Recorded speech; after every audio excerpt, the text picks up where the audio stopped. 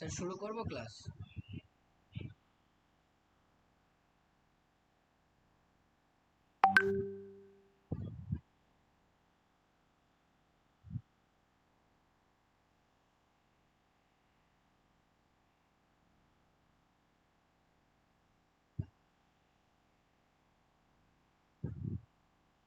আচ্ছা, ক্লাস শুরু করা হচ্ছে। আমার কথা শোনা যাচ্ছে? হ্যাঁ, শোনা যাচ্ছে। আমরা যে প্রশ্ন করেছিলাম সেই প্রশ্নে আপনারা উত্তর করেছেন, তাই তো?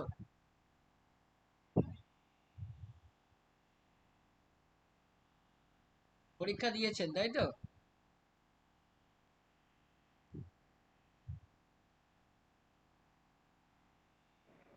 শোনা যাচ্ছে কথা?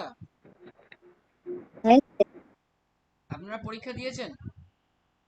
হ্যাঁ, দিয়েছি। আচ্ছা, আপনাদের পরীক্ষার অ্যান্সারও পাঠিয়ে দেওয়া হয়েছিল, আপনারা চেক করেছেন? হ্যাঁ, করেছি। হ্যাঁ, কেমন হচ্ছে নাম্বার?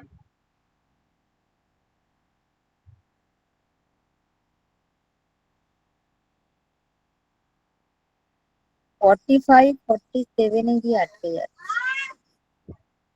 বাকিদের?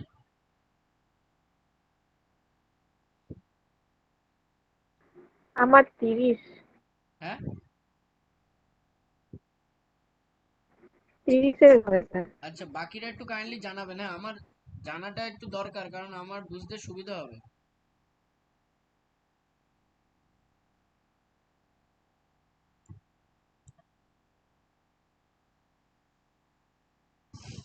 যা আমাদের ব্যাকরণের ক্ষেত্রে 3 নম্বর সেটটা আপনারা একটু বের করবেন। 3 নম্বর সেটটা আপনারা একটু বের করবেন। সেখানে আপনাদের কোশ্চেনের যেগুলো আমরা দিয়েছিলাম অ্যান্সার, সেক্ষেত্রে আমরা দেখি যে কোনগুলোতে আপনাদের খুব কঠিন বলে মনে হচ্ছে। প্রথমটা আপনারা দেখতে পাচ্ছেন, এটা পথ দিয়ে সোজা চলে যাবে। আপনারা নিশ্চয়ই বের করেছেন 3 নম্বর সেটটা। হ্যাঁ, করেছি। আচ্ছা, পথ দিয়ে সোজা চলে যাবে, তো এটা কি কারক হবে? করণ কারক। অসুবিধা হলে আমাকে একটু জানাবেন, হ্যাঁ, যে এটা আমাদের একটুখানি বলে দিন।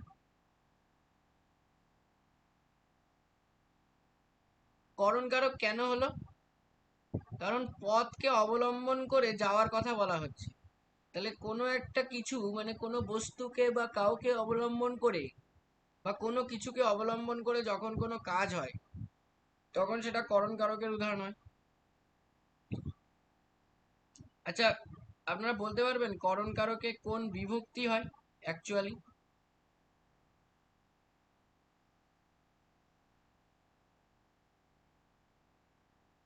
করণ কারকে অ্যাকচুয়ালি কোন তৃতীয়া। বিভক্তি হয়? তৃতীয়া স্যার। ভেরি গুড, তৃতীয়া। আর কর্মকারকে? দ্বিতীয়া। অধিকরণে? সপ্তমী। পঞ্চমী, তাই তো? পঞ্চমী। ও, এই sorry sorry. Sorry sorry sorry sorry সপ্তমী। অধিকরণ, অধিকরণ, অধিকরণে সপ্তমী। অপাদান। আর অপাদানে হচ্ছে পঞ্চমী। আর সম্বন্ধ পদে? ষষ্ঠী সম্ভবত। ষষ্ঠী, ঠিক বলেছেন। তো এগুলো একটু মাথায় রাখবেন, এটা করণ কারক হবে। পরে দেখুন, নিম্নলিখিত বিকল্প যুগের মধ্যে কোন জোড়াটি তারণজাত? তারণজাত কোনটা? ডয় শূন্যরা এবং ঢয় শূন্যরা, তাই তো?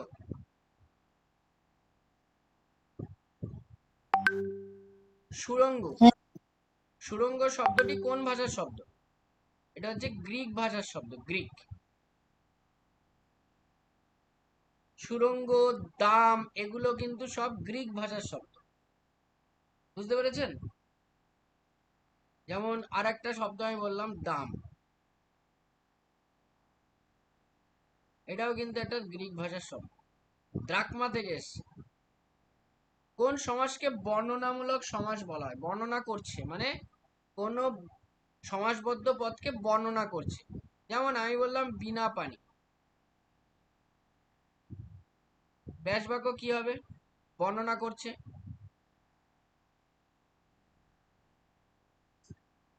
বিনা পানিতে জাহাজ। তাহলে বিনা পানিতে যার, তাহলে এটা কি করা হলো? এই ব্যাস বাক্য দ্বারা আমরা কি করলাম? বর্ণনা করছি। কার বর্ণনা করছি? না, আমরা তৃতীয় একজনকে বর্ণনা করছি, আমরা দেবী সরস্বতীর বর্ণনা করলাম। কি ঠিক কিনা? বুঝতে পেরেছেন? তাহলে ব্যাখ্যামূলক বর্ণনামূলক সমাস কাকে বলবো? বহুব্রীহি।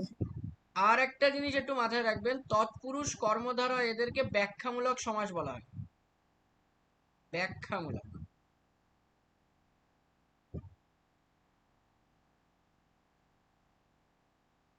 এটাও একটুখানি ইন্ডিকেট করে নেবেন, পাশে তুলে নেবেন। যদিও ক্লাস রেকর্ডিং হচ্ছে, অসুবিধা নেই, কিন্তু তবুও আপনাদের খাতায় একটু নোট করবেন।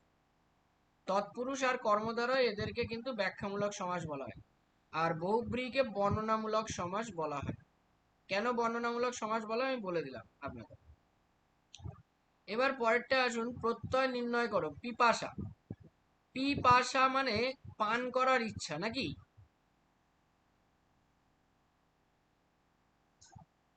পান করার ইচ্ছা, তাকেই তো আমরা পিপাসা বলি। আমরা জানি যে ইচ্ছা প্রদর্শন করলে যে প্রত্যয়টি হয় সেটি কি প্রত্যয়? ইচ্ছা প্রকাশ করলে কি প্রত্যয় হয়? সন। হ্যাঁ, সন প্রত্যয়। আর পিপাসা মানে পান করার ইচ্ছা, আর পান মানে পা ধাতু, তাহলে এটা হবে পা যোগ সন যোগ অ যোগ আ। পায়ের মাথায় এই রুট চিহ্ন হবে, পা যোগ সন যোগ অ যোগ আ। আ কেন হলো? এইখানে হয়েছে আকার রয়েছে বলে, আকার। যদি এটা পিপাসু হতো, পিপাসু, তাহলে শেষে কিন্তু আমরা পা যোগ সন যোগ উ অথবা অযোগ উও করতে পারতাম, কোনো অসুবিধা নেই। এই প্রত্যয়টা কিন্তু হতো যদি পিপাসু হতো, উও হয়। আর আকার রয়েছে পিপাসা, এর জন্য এখানে আ প্রত্যয়টি হবে, মানে লাস্টে পা যোগ সন যোগ অযোগ আ। জিজ্ঞাসা হবে জ্ঞা যোগ সন যোগ অযোগ আ।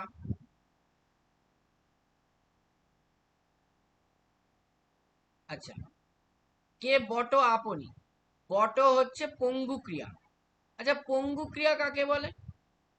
যে ক্রিয়ার তিনটে কালের রূপ, যথার্থ রূপ বা কংক্রিট রূপ পাওয়া যায় না, তাকে বলা হয় পঙ্গু ক্রিয়া। যেমন বট, কে বট আপনি, এর অতীতকালের রূপ কি হবে? এর অতীতকালের রূপ কি হবে? এটা তো বর্তমান কালের রূপ। কে বট আপনি, আপনি কে, এর অতীতকালের রূপ কি হবে? জানা আছে কারুর? এর অতীতকালের রূপ কি হবে? অতীতকালে রূপ হবে না স্যার, এটা বটই থাকবে, এর অন্য রূপ হয় না। না, বটে থাকবে। যদি আমরা এটাকে অতীতকালে নিয়ে যেতে চাই, তাহলে আমাদের কি আর বট এর কি অতীতকালে আলাদা করে কোনো রূপকে আনতে হবে? এর সাথে কোনো ছিলেন বা ছিলাম এরকম কোনো যোগ করা যাবে না, তাই তো? এর সাথে অন্য কিছু যোগ করা যাবে না। একে অতীতকাল করতে গেলে নতুন একটা শব্দ আনতে হবে। সেটা কি? সেটা কি? ছিল বা ছিলেন বা ছিলাম অতীতকালে। তাহলে আমরা দেখতে পারলাম যে বর্তমান থেকে যখন অতীতে যাচ্ছে তখন রূপ চেঞ্জ হয়ে গেল, গঠন চেঞ্জ হয়ে গেল। তাহলে যে ক্রিয়ার গঠন চেঞ্জ হয়ে যায়, তিনটে কালের রূপ সমান থাকে না, তাকে বলা হয় পঙ্গু ক্রিয়া। যেমন আর একটা পঙ্গু ক্রিয়ার উদাহরণ হচ্ছে আজ। আজ, এটাও একটা পঙ্গু ক্রিয়ার উদাহরণ, আমরা জানি। পঙ্গু ক্রিয়া মানে এটা একটা ধাতু, এখান থেকে তৈরি হবে পঙ্গু ক্রিয়া। কি বললাম বুঝতে পেরেছেন?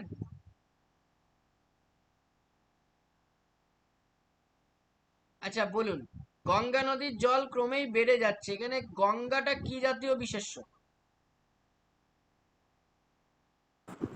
সংজ্ঞাবাচক বিশেষ্য। সংজ্ঞাবাচক। এখানে কোনো অসুবিধা নেই তো? সংজ্ঞাবাচক কেন সংজ্ঞাবাচক হলো? কারণ এটা একটা নির্দিষ্ট নামকে ইন্ডিকেট করছে। পরেরটা আসুন, আপনি বাঁচলে বাপের নাম। এইখানে আপনি আত্মবাচক হবে, কিন্তু একটা জিনিস মনে রাখবেন, অনেক সময় আপনাদের গুলিয়ে যায় বা গুলিয়ে যেতে পারে আত্মবাচক এবং পারস্পরিক বা ব্যতিহারিক সর্বনাম। এই দুটোর মধ্যে একটু পার্থক্যটা আপনাদের জেনে রাখতে হবে, যে what is the difference between আত্মবাচক আর পারস্পরিক। যখন নিজে নিজে কোনো কাজ করছে, নিজেই কোনো ব্যক্তি নিজেই কাজটি করছে, তখন তাকে বলে আত্মবাচক। আর পারস্পরিক হচ্ছে যখন পরস্পর মিলেমিশে কাজটি করছে, একদম পরিষ্কার কথা, পরস্পর মিলেমিশে কাজ হচ্ছে,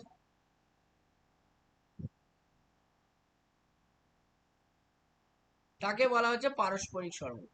তাহলে আত্মবাচক সর্বনাম হচ্ছে যখন নিজেই কাজটি করছে বা নিজেই তার ফল পাচ্ছে, তাকে বলা হচ্ছে আত্মবাচক। যেমন এখানে দেখুন, আপনি বাঁচলে বাপের নাম, মানে নিজেকে বাঁচানোর কথা বলছে। তাহলে আমি কাউকে বাঁচাবো না, কেউ আমাকে বাঁচাবে না, আমি নিজেই বাঁচবো, তাহলে এটা হচ্ছে আত্মবাচক সর্বনাম। এই পুরুষবাচক সর্বনাম আর এই ব্যক্তিবাচক সর্বনাম, এই দুটো কিন্তু সেমই। কারণ পুরুষবাচক সর্বনামও যা, ব্যক্তিবাচক সর্বনামও তাই। পুরুষবাচক সর্বনাম আমরা জানি তিনটে আছে: উত্তম পুরুষবাচক সর্বনাম, মধ্যম পুরুষবাচক সর্বনাম এবং প্রথম পুরুষবাচক সর্বনাম। আর নির্দেশক সর্বনাম হচ্ছে এটি, ওটি, ইনি, উনি, সেটি, যেটি। যেটি যদিও হয় না, কিন্তু অনেক সময় আমরা ব্যবহার করতে পারি। তবে নির্দেশক কথার অর্থ হচ্ছে যেটাকে আমরা নির্দেশ করছি। এর বিপরীত হচ্ছে অনির্দেশক। তো আমাদের এখানে উত্তরটা কিন্তু আত্মবাচক সর্বনাম হবে, যেহেতু এখানে আপনি কথাটা নিজেকে বোঝাচ্ছে, নিজেকে বোঝাচ্ছে।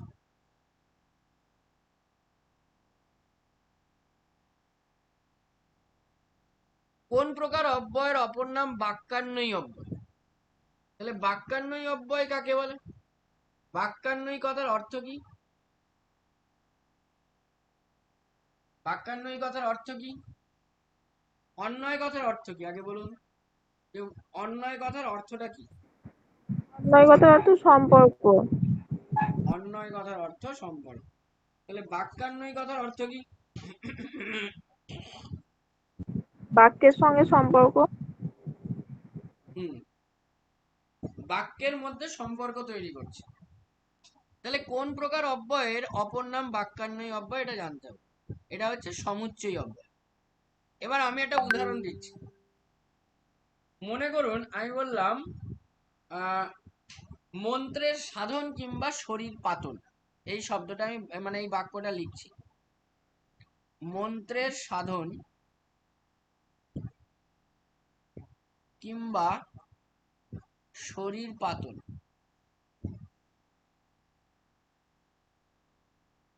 এই যে কিংবা, এই যে শব্দটা, এটা বাক্যের মধ্যে সমন্বয় সাধন করেছে কিনা বলুন? বাক্যের মধ্যে সমন্বয় সাধন করেছে কিনা বলুন? হ্যাঁ। তাহলে বাক্যের মধ্যে যখন সমন্বয় সাধন করছে, তখন তাকে বলা হচ্ছে সমুচ্চয়ী অব্যয় বা বাক্যান্বয়ী অব্যয়। আর এর ভাগ আছে, যেমন সংযোজক অব্যয়, যেমন বিয়োজক অব্যয়। তো এই কিংবাটা কিন্তু একটা বিয়োজক অব্যয়ের উদাহরণ। কিংবাটা কিসের উদাহরণ? কোন অব্যয়ের উদাহরণ যদি স্পেসিফিক্যালি জানতে চাই, তাহলে কি হবে? তাহলে কি হবে? বিয়োজক। বিয়োজক। এছাড়া আছে ব্যতিরেকাত্মক অব্যয়। ব্যতিরেকাত্মক অব্যয় বলতে পারবেন একটা ব্যতিরেকাত্মক অব্যয়ের উদাহরণ? মানে ব্যতিরেক মানে বুঝতে পারছেন তো? প্রভেদ বোঝাবে, প্রভেদ বা অভাব অর্থে বোঝাবে। হ্যাঁ বলুন। কানে বিনে গতি নাই। হ্যাঁ, কানু বিনে গতি নাই। বিনে,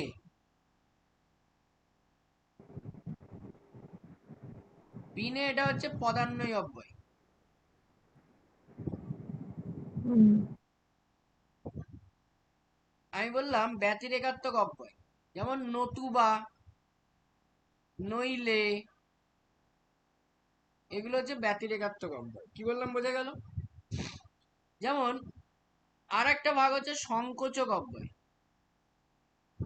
সংকোচক অব্যয় মানে কি? সংকোচক অব্যয় কি করে? বিপরীত ফল বোঝায়, মানে যেটা আমরা আশা করছি সেটা না বুঝিয়ে যদি বিপরীত যদি কিছু বোঝায় তখন তাকে বলা হয় সংকোচক অব্যয়। যেমন আমি বললাম কিন্তু, কিন্তু একটা কি অব্যয়?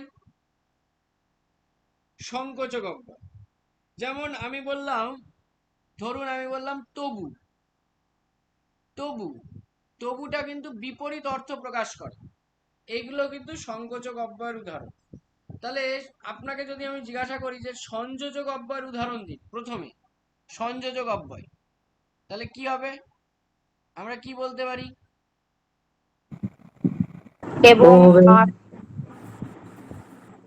আর বলতে পারি, আর, এবং, বনাম, আর, এগুলো হচ্ছে সংযোজক অব্যয়। বিয়োজক অব্যয় তো একটা কিংবা বললাম, আর কি হতে পারে? কিংবা ছাড়া আর কি হতে পারে? বিয়োজন করছে, বা হতে পারে, অথবা। বা হতে পারে, অথবা হবে স্যার। অথবা হতে পারে।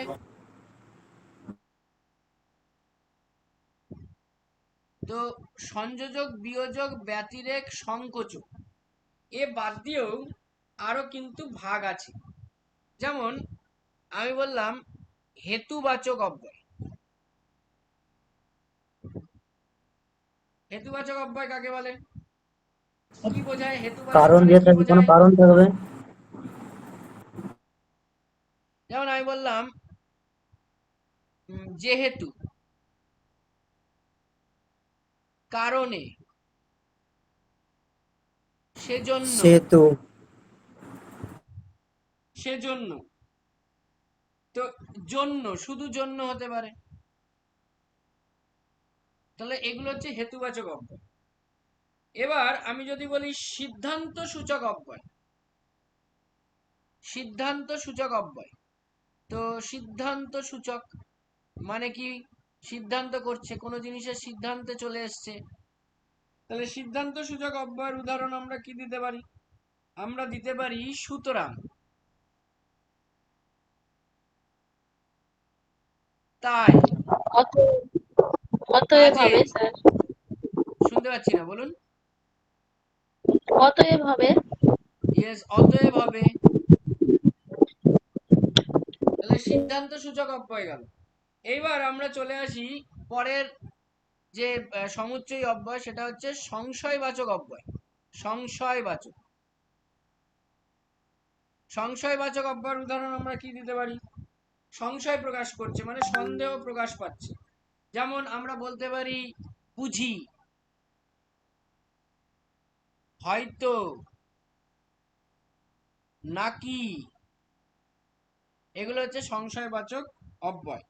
এবং যদি এগুলো, হ্যাঁ হ্যাঁ স্যার, বলুন, বলুন। যদি যদি, যদি কি সংশয়বাচকের মধ্যে পড়ে? যদি শর্ত না? শর্ত বোঝাচ্ছে না, শর্ত। হ্যাঁ স্যার। হ্যাঁ, আমি সংশয় বলেছি মানে একটা সন্দেহের ভাব প্রকাশ পাবে। 5 নম্বর, 6 নম্বর, 7 নম্বর। আর একটা আছে, আমি এখানে লিখে দিচ্ছি, সেটা হচ্ছে নিত্য সম্বন্ধী অব্যয়। অব্যয়ের অনেকের সমস্যা হয়, অব্যয়ের অনেকের সমস্যা, সেই জন্য অব্যয়টা একটু ভালো করে পড়তে হবে, কিন্তু অব্যয় থেকে প্রশ্ন আসবে। যেমন আমি বললাম যখন তখন, আমি বললাম যেমন তেমন, এগুলো নিত্য সম্বন্ধী অব্যয়। নিত্য সম্বন্ধী মানে বোঝেন তো, একটার সাথে আরেকটা যখন চলে আসে, যখন একটার সাথে আরেকটা চলে আসে তখন তাকে বলে নিত্য সম্বন্ধী অব্যয়। তাহলে ভালো করে এবার আমাদের মনে রাখতে হবে। আচ্ছা, নিত্য সম্বন্ধী অব্যয়কে আমরা কিন্তু সাপেক্ষ অব্যয় বলতে পারি। কি বলতে পারি? সাপেক্ষ অব্যয়। তাহলে ভালো করে দেখুন এখানে কি কি আসলো।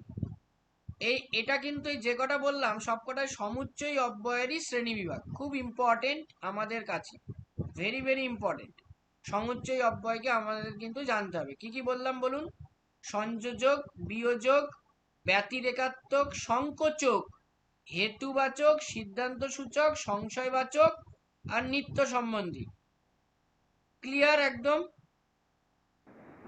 স্যার যদিটা নিত্য সম্বন্ধী অব্যয় বললেন, তবে যদিটা কি সংশয় সূচক হবে না? কেউ একজন বলল বটে যে যদি পড়া না পারে তো স্যার বকবেন, মানে এখানে তো একটা সংশয় থাকছে, সেক্ষেত্রে কি যদিটা হচ্ছে না, না, মানে এটা সংশয় সূচকের। আচ্ছা ভালো করে বুঝতে হবে। সংশয় মানে কি? সংশয় মানে সন্দেহ, তাই তো? আমি যদি এখানে লিখি যে যদি, আচ্ছা আপনার কথাটাই আমি শুনলাম, যদি তুমি পড়া না করো তাহলে স্যার বকবেন, তাহলে এর মধ্যে কি সংশয় প্রকাশ পাচ্ছে নাকি শর্ত প্রকাশ পাচ্ছে? বলুন আমাকে। শর্ত স্যার।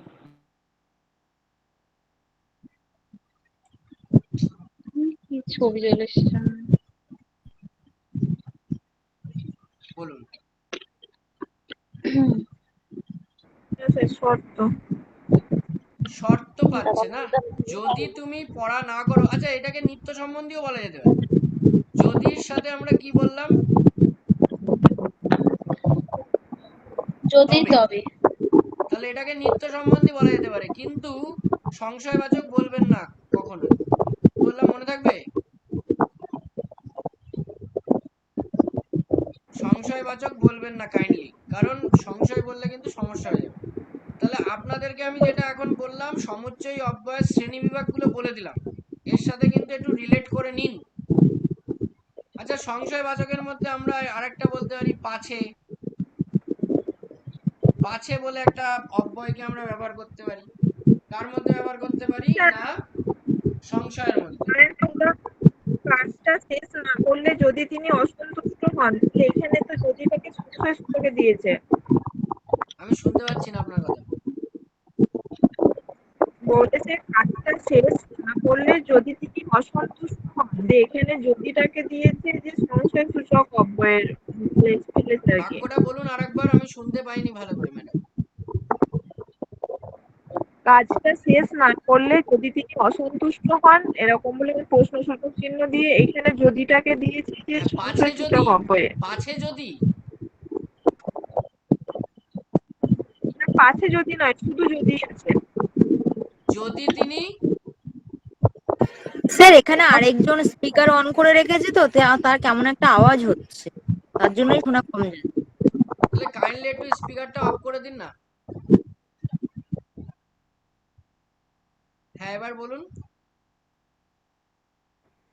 বলেছে কাজটা শেষ না করলে যদি তিনি অসন্তুষ্ট হন, এখানে যদিকে বলেছে হ্যাঁ, সংশয় সূচক অব্যয়। কাজটা না শেষ না করলে যদি তিনি অসন্তুষ্ট হন, এক্ষেত্রে সংশয়ের ভাব আসছে। কিন্তু আপনি আগে যে বাক্যটা বললেন যে যদি তুমি পড়া না করো তাহলে স্যার বকবেন বা শিক্ষক মহাশয় বকবেন, সেক্ষেত্রে কি সংশয়ের ভাব এসেছিল? না। সেক্ষেত্রে সংশয়ের ভাব আসেনি। আমি সেই জন্য বললাম বাক্যের উপরে জোর দিতে হবে।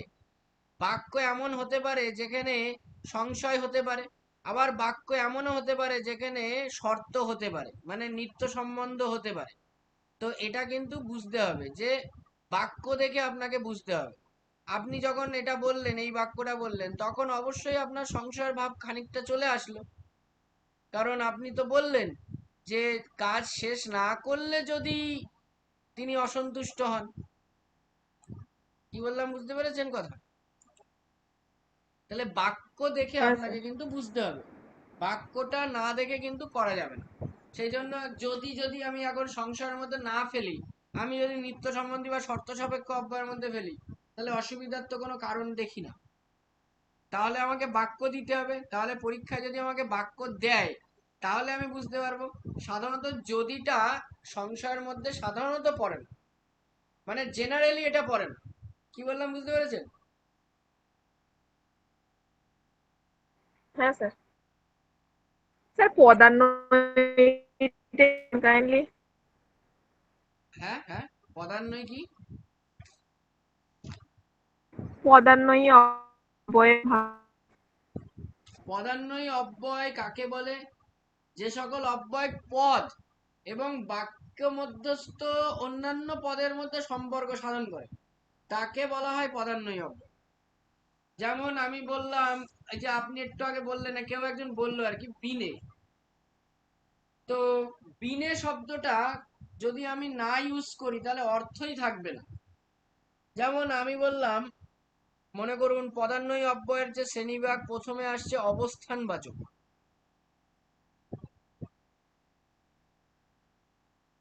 2 নম্বর আপনার চলে আসবে ব্যতিরেকাত্মক।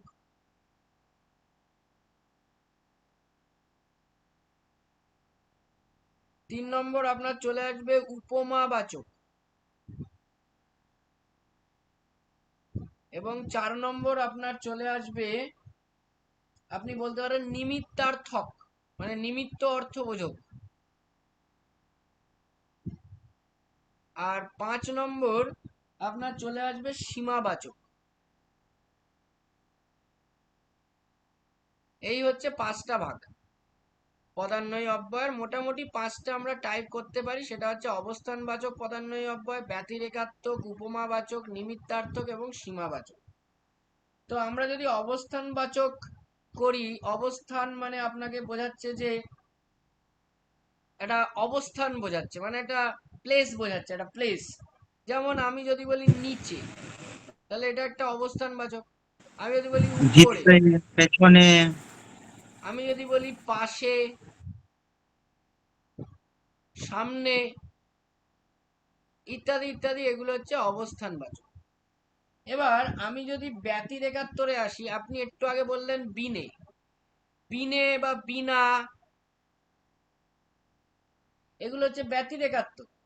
আচ্ছা, আমি যদি বলি ছাড়া, ব্যতিরেকাত্মক, তাহলে এগুলো হচ্ছে ব্যতিরেকাত্মক পদান্বয়ী অব্যয়। এবার আমি যদি উপমাবাচকের মতো যাই, উপমাবাচক, তাহলে আমরা বলতে পারি ন্যায়, পারা, সম, মতো, এগুলো হচ্ছে উপমাবাচক। আচ্ছা, নিমিত্তার্থক মানে কোনো কারণ বোঝাচ্ছে, জন্য বোঝাচ্ছে। সুখের লাগিয়া এঘর বাঁধিনু অনরে পুরিয়া গেল, লাগিয়া, কারণে, লাগি, এগুলো আমরা বলতে পারি। সকলের তরে, সকলে আমরা, প্রত্যেকে আমরা পরের তরে, তো এইগুলো হচ্ছে নিমিত্তার্থক। আর সীমাবাচক বলতে একটা সীমানা বোঝাচ্ছে। যেমন আমি যদি বলি পর্যন্ত, আমি একটা শব্দ বললাম, অব্যয় বললাম পর্যন্ত, কাল পর্যন্ত, আজ পর্যন্ত, মাঠ পর্যন্ত, বাড়ি পর্যন্ত। এবার আরেকটা মানে সময়ের দিক থেকে আমি যদি সীমানা বলি, তাহলে থেকে হতে পারে, সকাল থেকে। তাহলে এইগুলো হচ্ছে সীমাবাচক পদান্বয়ী অব্যয়। তাহলে পদান্বয়ী অব্যয়ের এই ভাগগুলো আপনারা মনে রাখবেন: অবস্থানবাচক, ব্যতিরেকাত্মক, উপমাবাচক, নিমিত্তার্থক, সীমাবাচক। এই হচ্ছে আমাদের পদান্বয়ী অব্যয়ের শ্রেণীবিভাগ। তো আমরা এবার, স্যার বলছি পদান্বয়ী অব্যয়। স্যার বলছি। হ্যাঁ বলুন, স্যার হ্যালো। বলুন। হ্যাঁ স্যার, বলছি পদান্বয়ী অব্যয়েতেও বলছি পদান্বয়ী অব্যয়েতেও ব্যতিরেকাত্মক ভাগ পেলাম, আবার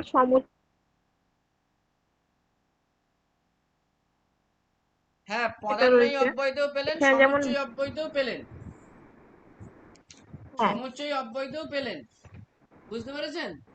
হ্যাঁ হ্যাঁ। তাহলে এবার এইবার, সেক্ষেত্রে বুঝবো কিভাবে? হ্যাঁ, এবার আমি একটু জিনিস বলে দিই। আমি আপনাকে একটা বাক্য দিচ্ছি, মনে করুন আমি লিখলাম যত্ন নাও, না হলে, যত্ন নাও না হলে শরীর টিকবে না।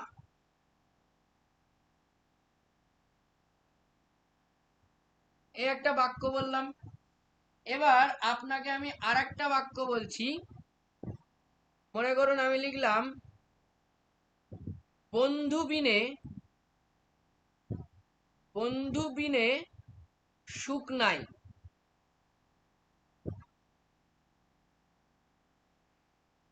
এখানেও বিনে আছে, এখানে না হলে আছে। না হলেও ব্যতিরেকাত্মক অব্যয়, বিনেও একটা ব্যতিরেকাত্মক অব্যয়। এবার প্রথম না হলেটা, আচ্ছা, ব্যতিরেকাত্মক দুটোর মধ্যেই থাকে আপনি বললেন, আমিও বলেছি, সমুচ্চয়ের মধ্যেও থাকে আর পদান্বয়ের মধ্যেও থাকে। এবার আপনাকে বুঝতে হবে যে এই দুটো কোনটা কি। আপনার প্রশ্নের উত্তর এখানে লুকিয়ে আছে। আমি বাক্যান্বয়ী অব্যয় মানে সমুচ্চয়ী অব্যয় বলেছিলাম। সো হোয়াট ইজ বাক্যান্বয়ী অব্যয়? দুটো বাক্যের মধ্যে অন্বয় করবে। ভালো করে দেখুন, যত্ন নাও এটা একটা বাক্য, আর শরীর টিকবে না এটাও একটা বাক্য। তাহলে দুটো বাক্যের মধ্যে অন্বয় করেছে কে, মিল ঘটিয়েছে কে? না হলে। তাহলে এটাকে আমরা কি বলবো? এটা সমুচ্চয়ই হবে। আর পরেরটা দেখুন, শব্দ বন্ধু, তারপরে শব্দ সুখ, বন্ধু এটা শব্দের দুটো মধ্যে পদের মিল ঘটিয়েছে, পদের মধ্যে। তাহলে এটাকে আমরা কি বলবো? পদান্বয়ী। ক্লিয়ার হয়েছে বিষয়টা? হ্যাঁ। হ্যাঁ স্যার। হ্যাঁ, এইটা বুঝতে হবে যে কোথার মধ্যে মিল দেখাচ্ছে, মানে বাক্যের মধ্যে নাকি শব্দের মধ্যে। এটা বুঝে গেলে হয়ে গেল। অব্যয়টা একটু ভালো করে পড়বেন, বুঝেছেন? অব্যয়টা কিন্তু উল্টো পাল্টা হয়ে যায় আমাদের, কারণ অব্যয়টা উল্টো মানে একই রকম শব্দ অনেকের মধ্যে ঢুকে আছে, তো কোনটা কি বোঝা যায় না, অনেক সময় আমাদের গুলিয়ে যেতে পারে। যেমন আমি সমুচ্চয়ীর আর পদান্বয়ীর ভাগ আপনাকে বলে দিলাম, তো সমুচ্চয়ীর ভাগ কিন্তু অনেক গুলো আছে, 8টা ভাগ বলেছি আপনাদের, আর পদান্বয়ের কিন্তু আমি 5টা ভাগ বলেছি। তো অলরেডি 13টা ভাগ হয়ে গেছে। তো আপনাদের কিন্তু এটা একটু মাথায় রাখতে হবে যে কি হবে, মনে থাকবে। আচ্ছা, আমি তুলতুলে নরম গদি কিনবো। নরম কেমন না তুলতুলে, এটা বিশেষণের বিশেষণ। প্রলয় সব বুঝিল কিন্তু উত্তর করিল না, যৌগিক বাক্য। বলবেন অসুবিধা হলে, তুমি আমাকে কলমটি দাও, গৌণ কর্ম। প্রাণীবাচক কর্মকে গৌণ কর্ম বলে। আর স্যার স্যার এই বিষয়টা একটু বলে দিন, স্যার এই বিষয়টা একটু বলে দিন। কোনটা? স্যার এই কর্মের ব্যাপারটা একটু বলে দিন, এই মুখ্য কর্ম গৌণ কর্ম এই ব্যাপারটা একটু বলে দিন স্যার।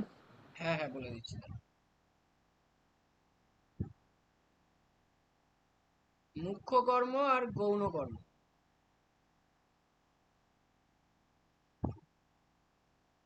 মুখ্য কর্ম হচ্ছে শূন্য বিভক্তি। আমি শূন্যটা এই সংখ্যায় লিখলাম, কিছু মনে করবেন না, আপনারা কিন্তু এভাবে লিখবেন না, আপনারা শূন্য বলেই লিখবেন।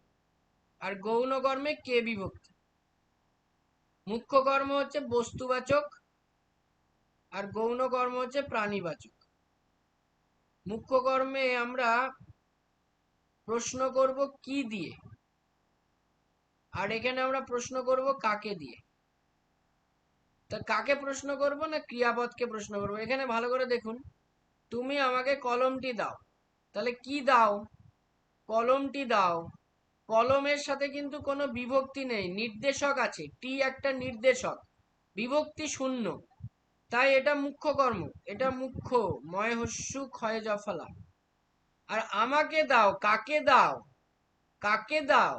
আমাকে দাও, কে বিভক্তি আছে, কে বিভক্তি আছে, এটা প্রাণীবাচক, এবং কাকে দিয়ে প্রশ্ন করছি, এটা গৌণ কর্ম। অর্থাৎ এটাকে গৌণ কর্ম বলে, যেটাকে প্রাণীবাচক কর্ম। আর মুখ্য কর্মকে আমরা কি বলি? অপ্রাণীবাচক কর্ম। কি বলি? অপ্রাণীবাচক।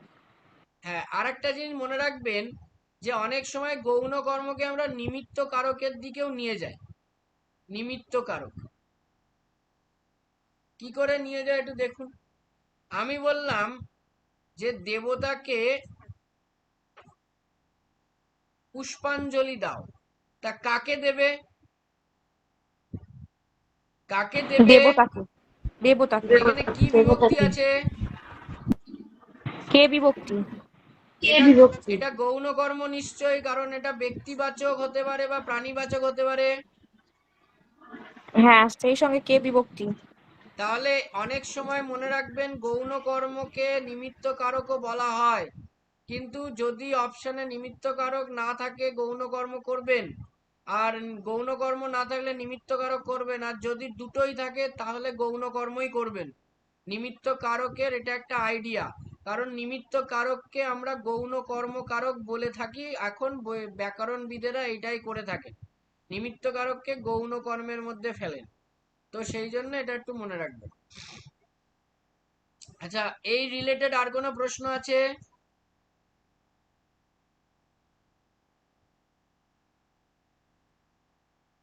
এই রিলেটেড আর কোনো প্রশ্ন আছে?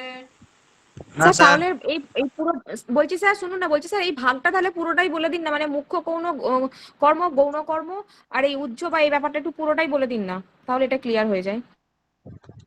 হ্যাঁ, উহ্য কর্ম মানে কি? যে কর্ম আমরা বলি না, যেমন আমি পড়ি, কি পড়ি বলা নেই, যখন কর্মটা উহ্য আছে, বলা নেই, উক্ত নেই, তাকে বলে উহ্য কর্ম। আর উদ্দেশ্য কর্ম হচ্ছে যখন পরিপূরক দুটো কর্ম থাকে, পরিপূরক কর্মের মুখ্য কর্মকে বলা হয় উদ্দেশ্য কর্ম। পরিপূরক কর্ম কেমন আমি বললাম, সে নিজেকে বা সে আপনাকে কবি ভাবেন, সে আপনাকে কবি ভাবে। আমি এরকম একটা বাক্য লিখলাম, দেখুন,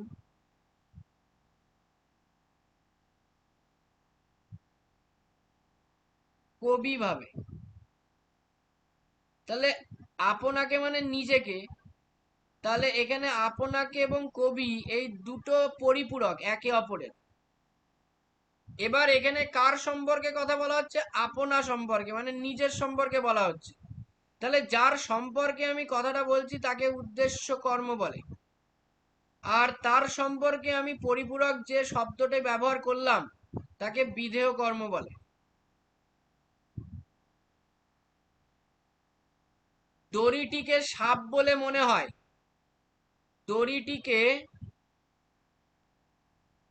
সাপ বলে মনে হয়।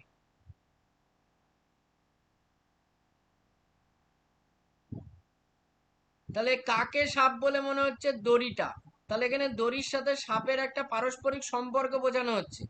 তাহলে এখানে মূল যার সম্পর্কে কথা বলা হচ্ছে সেটা সাপ নয়, সেটা দড়ি। এটা উদ্দেশ্য কর্ম। আর তাকে যার সাথে তুলনা করা হলো বা বোঝানো হলো সেটা বিধেয় কর্ম। আশা করি ক্লিয়ার হয়ে গেছে। হ্যাঁ স্যার, ঠিক আছে স্যার। বুঝতে পেরেছেন? হ্যাঁ স্যার, বুঝতে পেরেছি। কোনো সমস্যা?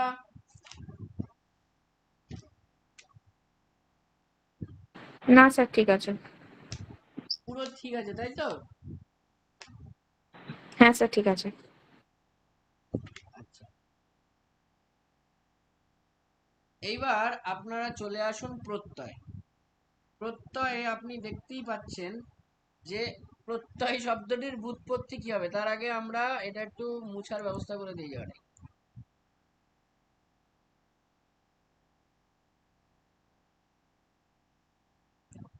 আচ্ছা, প্রত্যয় কি জিনিস আপনারা জানেন তো? প্রত্যয় হচ্ছে কি না, অর্থহীন বর্ণ বা বর্ণ সমষ্টি যা ধাতু বা শব্দের পরে বসে নতুন শব্দ তৈরি করে তাকে প্রত্যয় বলে, তাই না? স্যার এটা 3 নম্বর মক। হ্যাঁ, 3 নম্বরই তো। আচ্ছা স্যার, 2 নম্বরে মক টেস্টের অ্যান্সারটা স্যার দেওয়া নেই, ওটা স্যার একটু বলবেন তো কাইন্ডলি স্যার। হ্যাঁ হ্যাঁ, আমি জানি। আমাদের আজকে যেহেতু 3, 4, 5-এর একটা প্রসঙ্গ আছে, সেই জন্য 2 নম্বরটা আমি দিইনি এখনো। আমি 3, 4, 5টা করিয়ে নিই, তারপরে 2টা প্রোভাইড করবে, ঠিক আছে? ঠিক আছে। হ্যাঁ, আচ্ছা, প্রত্যয়ের প্রত্যয় কি হবে? প্রত্যয়ের প্রত্যয় কি হবে? প্রতিপূর্বক। প্রতিপূর্বক ই যুক্ত অল। না, প্রতি তো নেই এখানে, প্রতি তো নেই। ধাতুটা তো প্রত্যয়ের। হ্যাঁ, কিন্তু তাহলে এখানে প্রো আছে, প্রো আছে এখানে, তাহলে প্রো কি হবে এখানে উপসর্গ? প্রতি হবে উপসর্গ। হ্যাঁ, প্রতি, প্রতি যোগ অয়, সন্ধি করলে হয় প্রত্যয়। এবার এই অয়কে ভাঙলে আমরা পাবো ই ধাতু, অয়কে ভাঙলে আমরা পাবো ই ধাতু। প্রতি ই যোগ অল হতে পারে, আর যেহেতু এখানে অল নেই তাই অচ হতে পারে। অ্যাকচুয়ালি এই দুটোর মানে হচ্ছে অ, এই দুটোর মানে হচ্ছে অ। ল বা চ এগুলো লোপ পেয়ে যায়, এগুলো কি ইট বলে, ইট পাওয়া মানে ইট লোপ হয়ে পাওয়া। যায়, হ্যাঁ, লোপ হয়ে যায়। তো আপনারা চিন্তা করবেন না যে এখানে অল হবে, অল বা অচ দুটোই হতে পারে, দুটোরই মানে হচ্ছে অ। এবং এই অল বা অচ এগুলো কর্তৃবাচ্যে এই প্রত্যয়গুলো আমরা ব্যবহার করি, কর্তৃবাচ্যে কৃত প্রত্যয় হিসেবে আমরা ব্যবহার করি, এটা মাথায় রাখবেন। আচ্ছা, তাহলে যদি বলে অল বা অচ এগুলো কোন বাচ্যে ব্যবহার হয়? কর্তৃবাচ্য। কর্তৃবাচ্যে মানে মূল প্রত্যয়, মানে প্রত্যয় মানে বিশ্বাস, প্রত্যয় মানে প্রতিজ্ঞা ইত্যাদি। আমরা মানে কোন একটা কর্তা বা কোন একটা সাবজেক্ট বা ব্যক্তি নিজে প্রত্যয় করছেন, নিজে বিশ্বাস করছেন, সেই জন্য কর্তৃবাচ্যে আমরা এই অল বা অচ অর্থাৎ বাংলায় অপ্রত্যয়ের ব্যবহার করে থাকি। মনে রাখবেন, অয় থাকলে যেখানে যেখানে আপনারা অয় পাবেন সেখানে সেখানে ই ধাতু ব্যবহার করবেন। যেমন আমি বললাম, ভালো করে দেখুন, এটা মুছে দিই, আমি বললাম অন্যয়, অন্যয়, আমি একটা শব্দ বললাম অন্যয়, অন্যয়ের প্রত্যয় কি হবে?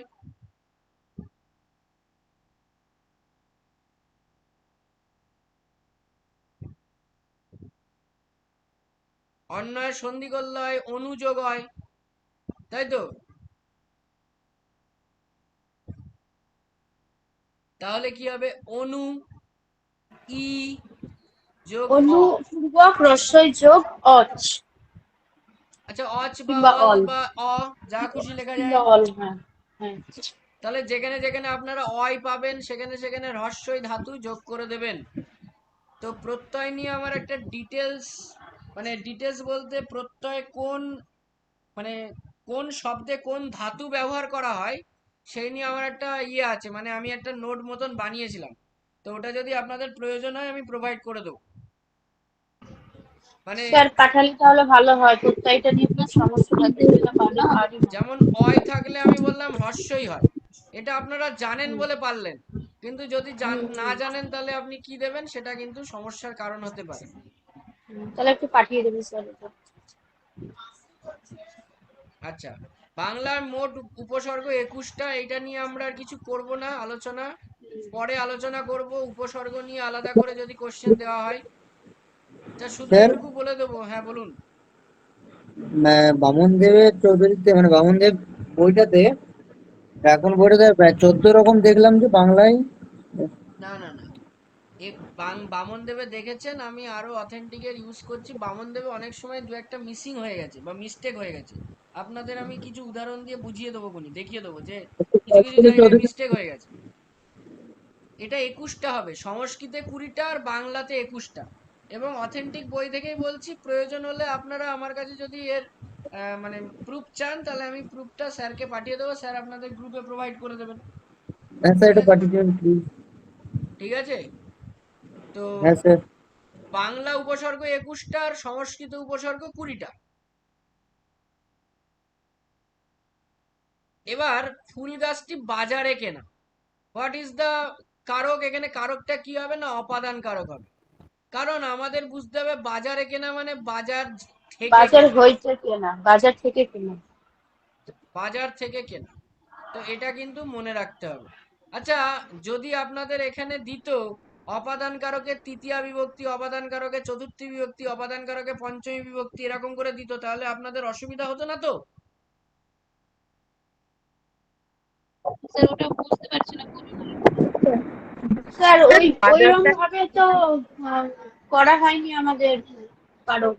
পঞ্চমী বিভক্তি চতুর্থী বিভক্তি বাজার এভাবে আমরা করিনি। আমরা বাক্যের শেষে মানে এখানে বাজারে। একটু ভুল হয়েছে যে বাজারটা একটা, হ্যাঁ, তাই অধিকরণ ওইভাবে করেছিলাম। করেছেন। এবার বাই চান্স দেখা গেল আপনার ওইখানে আর দিল না বিভক্তি, আপনার ওখানে ওরকম করে বিভক্তি দিল তৃতীয়া চতুর্থী পঞ্চমী, তাহলে অসুবিধা হবে না তো?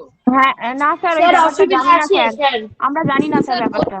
হ্যাঁ, এই এই যে কোন কারকে কোন বিভক্তি হয় পঞ্চমী তৃতীয়া চতুর্থী বলছেন, এই স্টাইল নিয়ে আমাদেরকে একটু ডিটেলসে একটু নোট পাঠালে ভালো হয়, কারণ এটা আমরা জানি না। আমরা করে এসেছি মানে শব্দটা শেষে যেটা হয় সেটা বিভক্তি, মানে আচ্ছা, রে মনে এ রাখবেন এ নিমিত্ত যেটা থাকে। কারকে চতুর্থী বিভক্তি হয়, কর্মকারকে দ্বিতীয়া বিভক্তি হয়, অধিকরণ কারকে সপ্তমী বিভক্তি হয়, আর অপাদান কারকে পঞ্চমী বিভক্তি হয়। ঠিক আছে, এইটা আপাতত একটু মনে রাখুন, তাহলে হয়ে যাবে। আর যদি অসুবিধা হয় পরে আমরা আরেকটা ক্লাসে আমরা বলে দেবো, আমাকে বলবেন, জানাবেন, তাহলে আলাদা করে বলে দেবো। স্যার স্যার এটা আরেকবার স্যার বলে দিন এটা এখানে বলে দিলে চতুর্থ। ভালো হয়, হ্যাঁ মানে এটা স্যার সমস্যা আরেকবার হচ্ছে বলে দিন। বলে আপাতত দিলে ভালো এইটুকুই হয়। যথেষ্ট যে অধিকরণ কারকে সপ্তমী বিভক্তি, কর্মকারকের দ্বিতীয়া বিভক্তি, নিমিত্ত কারকে চতুর্থী বিভক্তি, আর অপাদান কারকে পঞ্চমী বিভক্তি, এই চারটে আপাতত মনে রাখুন। কর্তৃকারকে প্রথমা বিভক্তি, কর্তৃকারকে প্রথমা বিভক্তি, সম্বন্ধ পদে ষষ্ঠী বিভক্তি। এইগুলো স্যার এখন চলে? যদি বাই চান্স দিয়ে দেয় পরীক্ষায়। এগুলো আগের কনসেপ্ট ছিল, ওইগুলো প্রথমা দ্বিতীয়া তৃতীয়া এটা চতুর্থী। হ্যাঁ, দেখতে আমি কি কতগুলো বললাম? দেয়া আছে। আমি বললাম যদি বাই চান্স এই অপশন থাকে তাহলে কি হবে? আহ, স্যার হ্যাঁ এখানে বাজার স্থানের নাম মানে স্থান বোঝাচ্ছে না, সেক্ষেত্রে অধিকরণ কারক করে ফেলেছিলাম, মানে এটা বুঝতে পারলাম না। হ্যাঁ, আপনি বললেন যে বাজারে, ভালো করে বুঝুন, বাজারে কেনা মানে বাজার থেকে কেনা তো, হুম, আপনি অপাদান তো কারক। কিনে এনেছেন, আপনি তো কিনে এনেছেন, ওটাকে ওখান থেকে তুলে এনেছেন, তাহলে ওখান থেকে তো ওটা হ্যাঁ। বিচ্যুত হলো, ওখান থেকে তো ওটা সরে আসলো, তাহলে যখন বিচ্যুত হবে বা সরে আসবে তখন অপাদান কারক হবে না? এটা এইবার অপাদান আমাকে কারকই একটা হবে। প্রশ্নের উত্তর দিন। আমি যদি বলি এ বিভক্তি, তাহলে এ বিভক্তি অ্যাকচুয়ালি কার বিভক্তি? অধিকরণের স্যার এগুলো ভেরি গুড, জানি না। Very good. অ্যাকচুয়ালি এটা অধিকরণের বিভক্তি, থ্যাংক ইউ। এটা অধিকরণের বিভক্তি। আর অধিকরণে কি বিভক্তি হয় এক্ষুনি বলেছি? সপ্তমী বিভক্তি। সপ্তমী। হ্যাঁ, সপ্তম। তাহলে ভালো করে বুঝবেন এবার, এটা যদিও অপাদান কারক হবে, কিন্তু এর বিভক্তিটা যেহেতু অধিকরণের বিভক্তি, এ বিভক্তি অধিকরণে হয়, আর অধিকরণে সাধারণত সপ্তমী হয়, একটু আগেই বলেছি, সেই জন্য এটা অপাদান কারক, কিন্তু বিভক্তি যদি এ না থাকে তাহলে এটা সপ্তমী বিভক্তি হবে, অপাদান কারকে সপ্তমী বিভক্তি। যদিও অপাদান কারকে কিন্তু পঞ্চমী বিভক্তি হয়, কিন্তু অপাদান কারকে এটা কিন্তু সপ্তমী বিভক্তি হবে। কেন হলো? কেন হলো? কারণ এখানে বাজার যোগ এ, আর এ হচ্ছে অধিকরণ কারকের বিভক্তি, আর অধিকরণ কারকে সপ্তমী বিভক্তি হয়, তাই কারকটা অপাদান হলেও বিভক্তিটা কিন্তু সপ্তমী বিভক্তি হবে, যদি কিনা এ বিভক্তি অপশানে না থাকে। যদি এরকম করে দেয় তাহলে সপ্তমী বিভক্তি করতে হবে, তাই গুলিয়ে ফেলবেন না দয়া করে। যদি হইতে বা থেকে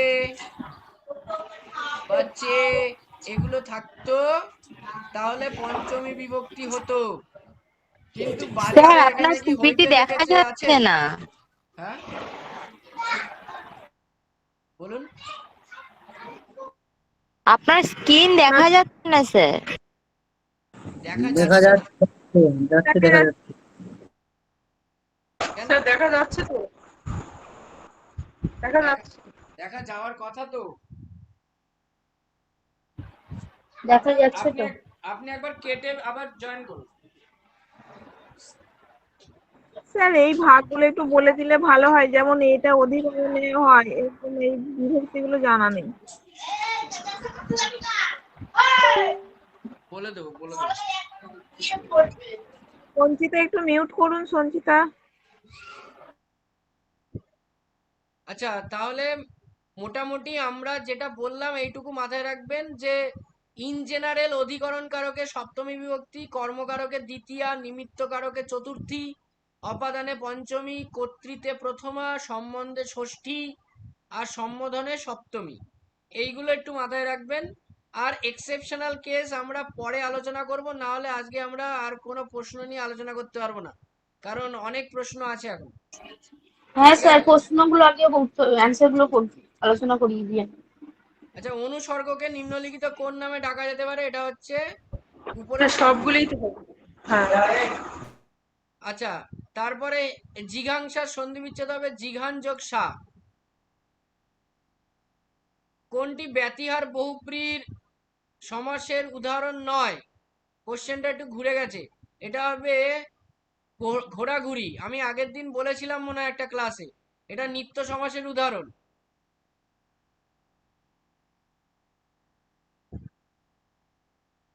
এটা কিসের উদাহরণ? ব্যতিহার বহুব্রী তখনই হবে যখন পারস্পরিক ক্রিয়া বোঝাবে, একজন না, যেখানে দুজন উপস্থিত থাকবে এবং পারস্পরিক ক্রিয়ার বিনিময় হবে। ঘোরাঘুরি করতে দুজন লাগে না, একজনেই কাজ হয়ে যেতে পারে, সেই জন্য এর ব্যাসবাক্য হবে কেবল ঘোরা, তাই এটা নিত্য সমাস, ব্যতিহার বহুব্রী সমাস নয়। আচ্ছা, ফটিক জল কোন সমাসের উদাহরণ? উপমিত। ফটিক জল কোন সমাসের উদাহরণ? না, উপমিত। খুব ভালো কথা বলেছেন। এটা আমি কি বলতে পারি? ফটিক জল মানে আমরা এর ব্যাসবাক্য কি করতে পারি? ফটিক জলের নেই। ফটিকের মতো জল। জল ফটিক ফটিকের ন্যায়। ফটিক জলের ন্যায়, নাকি ফটিক জল বলতে কি ফটিককে বোঝায় না জলটাকে বোঝায়? জলকেই জলটাকে বোঝায়। জলটাকে জল বোঝায়। জল ফটিকের ন্যায়, ফটিকের ন্যায় কি? হ্যাঁ, তাহলে আমরা লিখতে পারি যে ফটিকের ন্যায় জল লিখতে পারি, অথবা জল ফটিকের ন্যায় লিখতে পারি, তাই তো?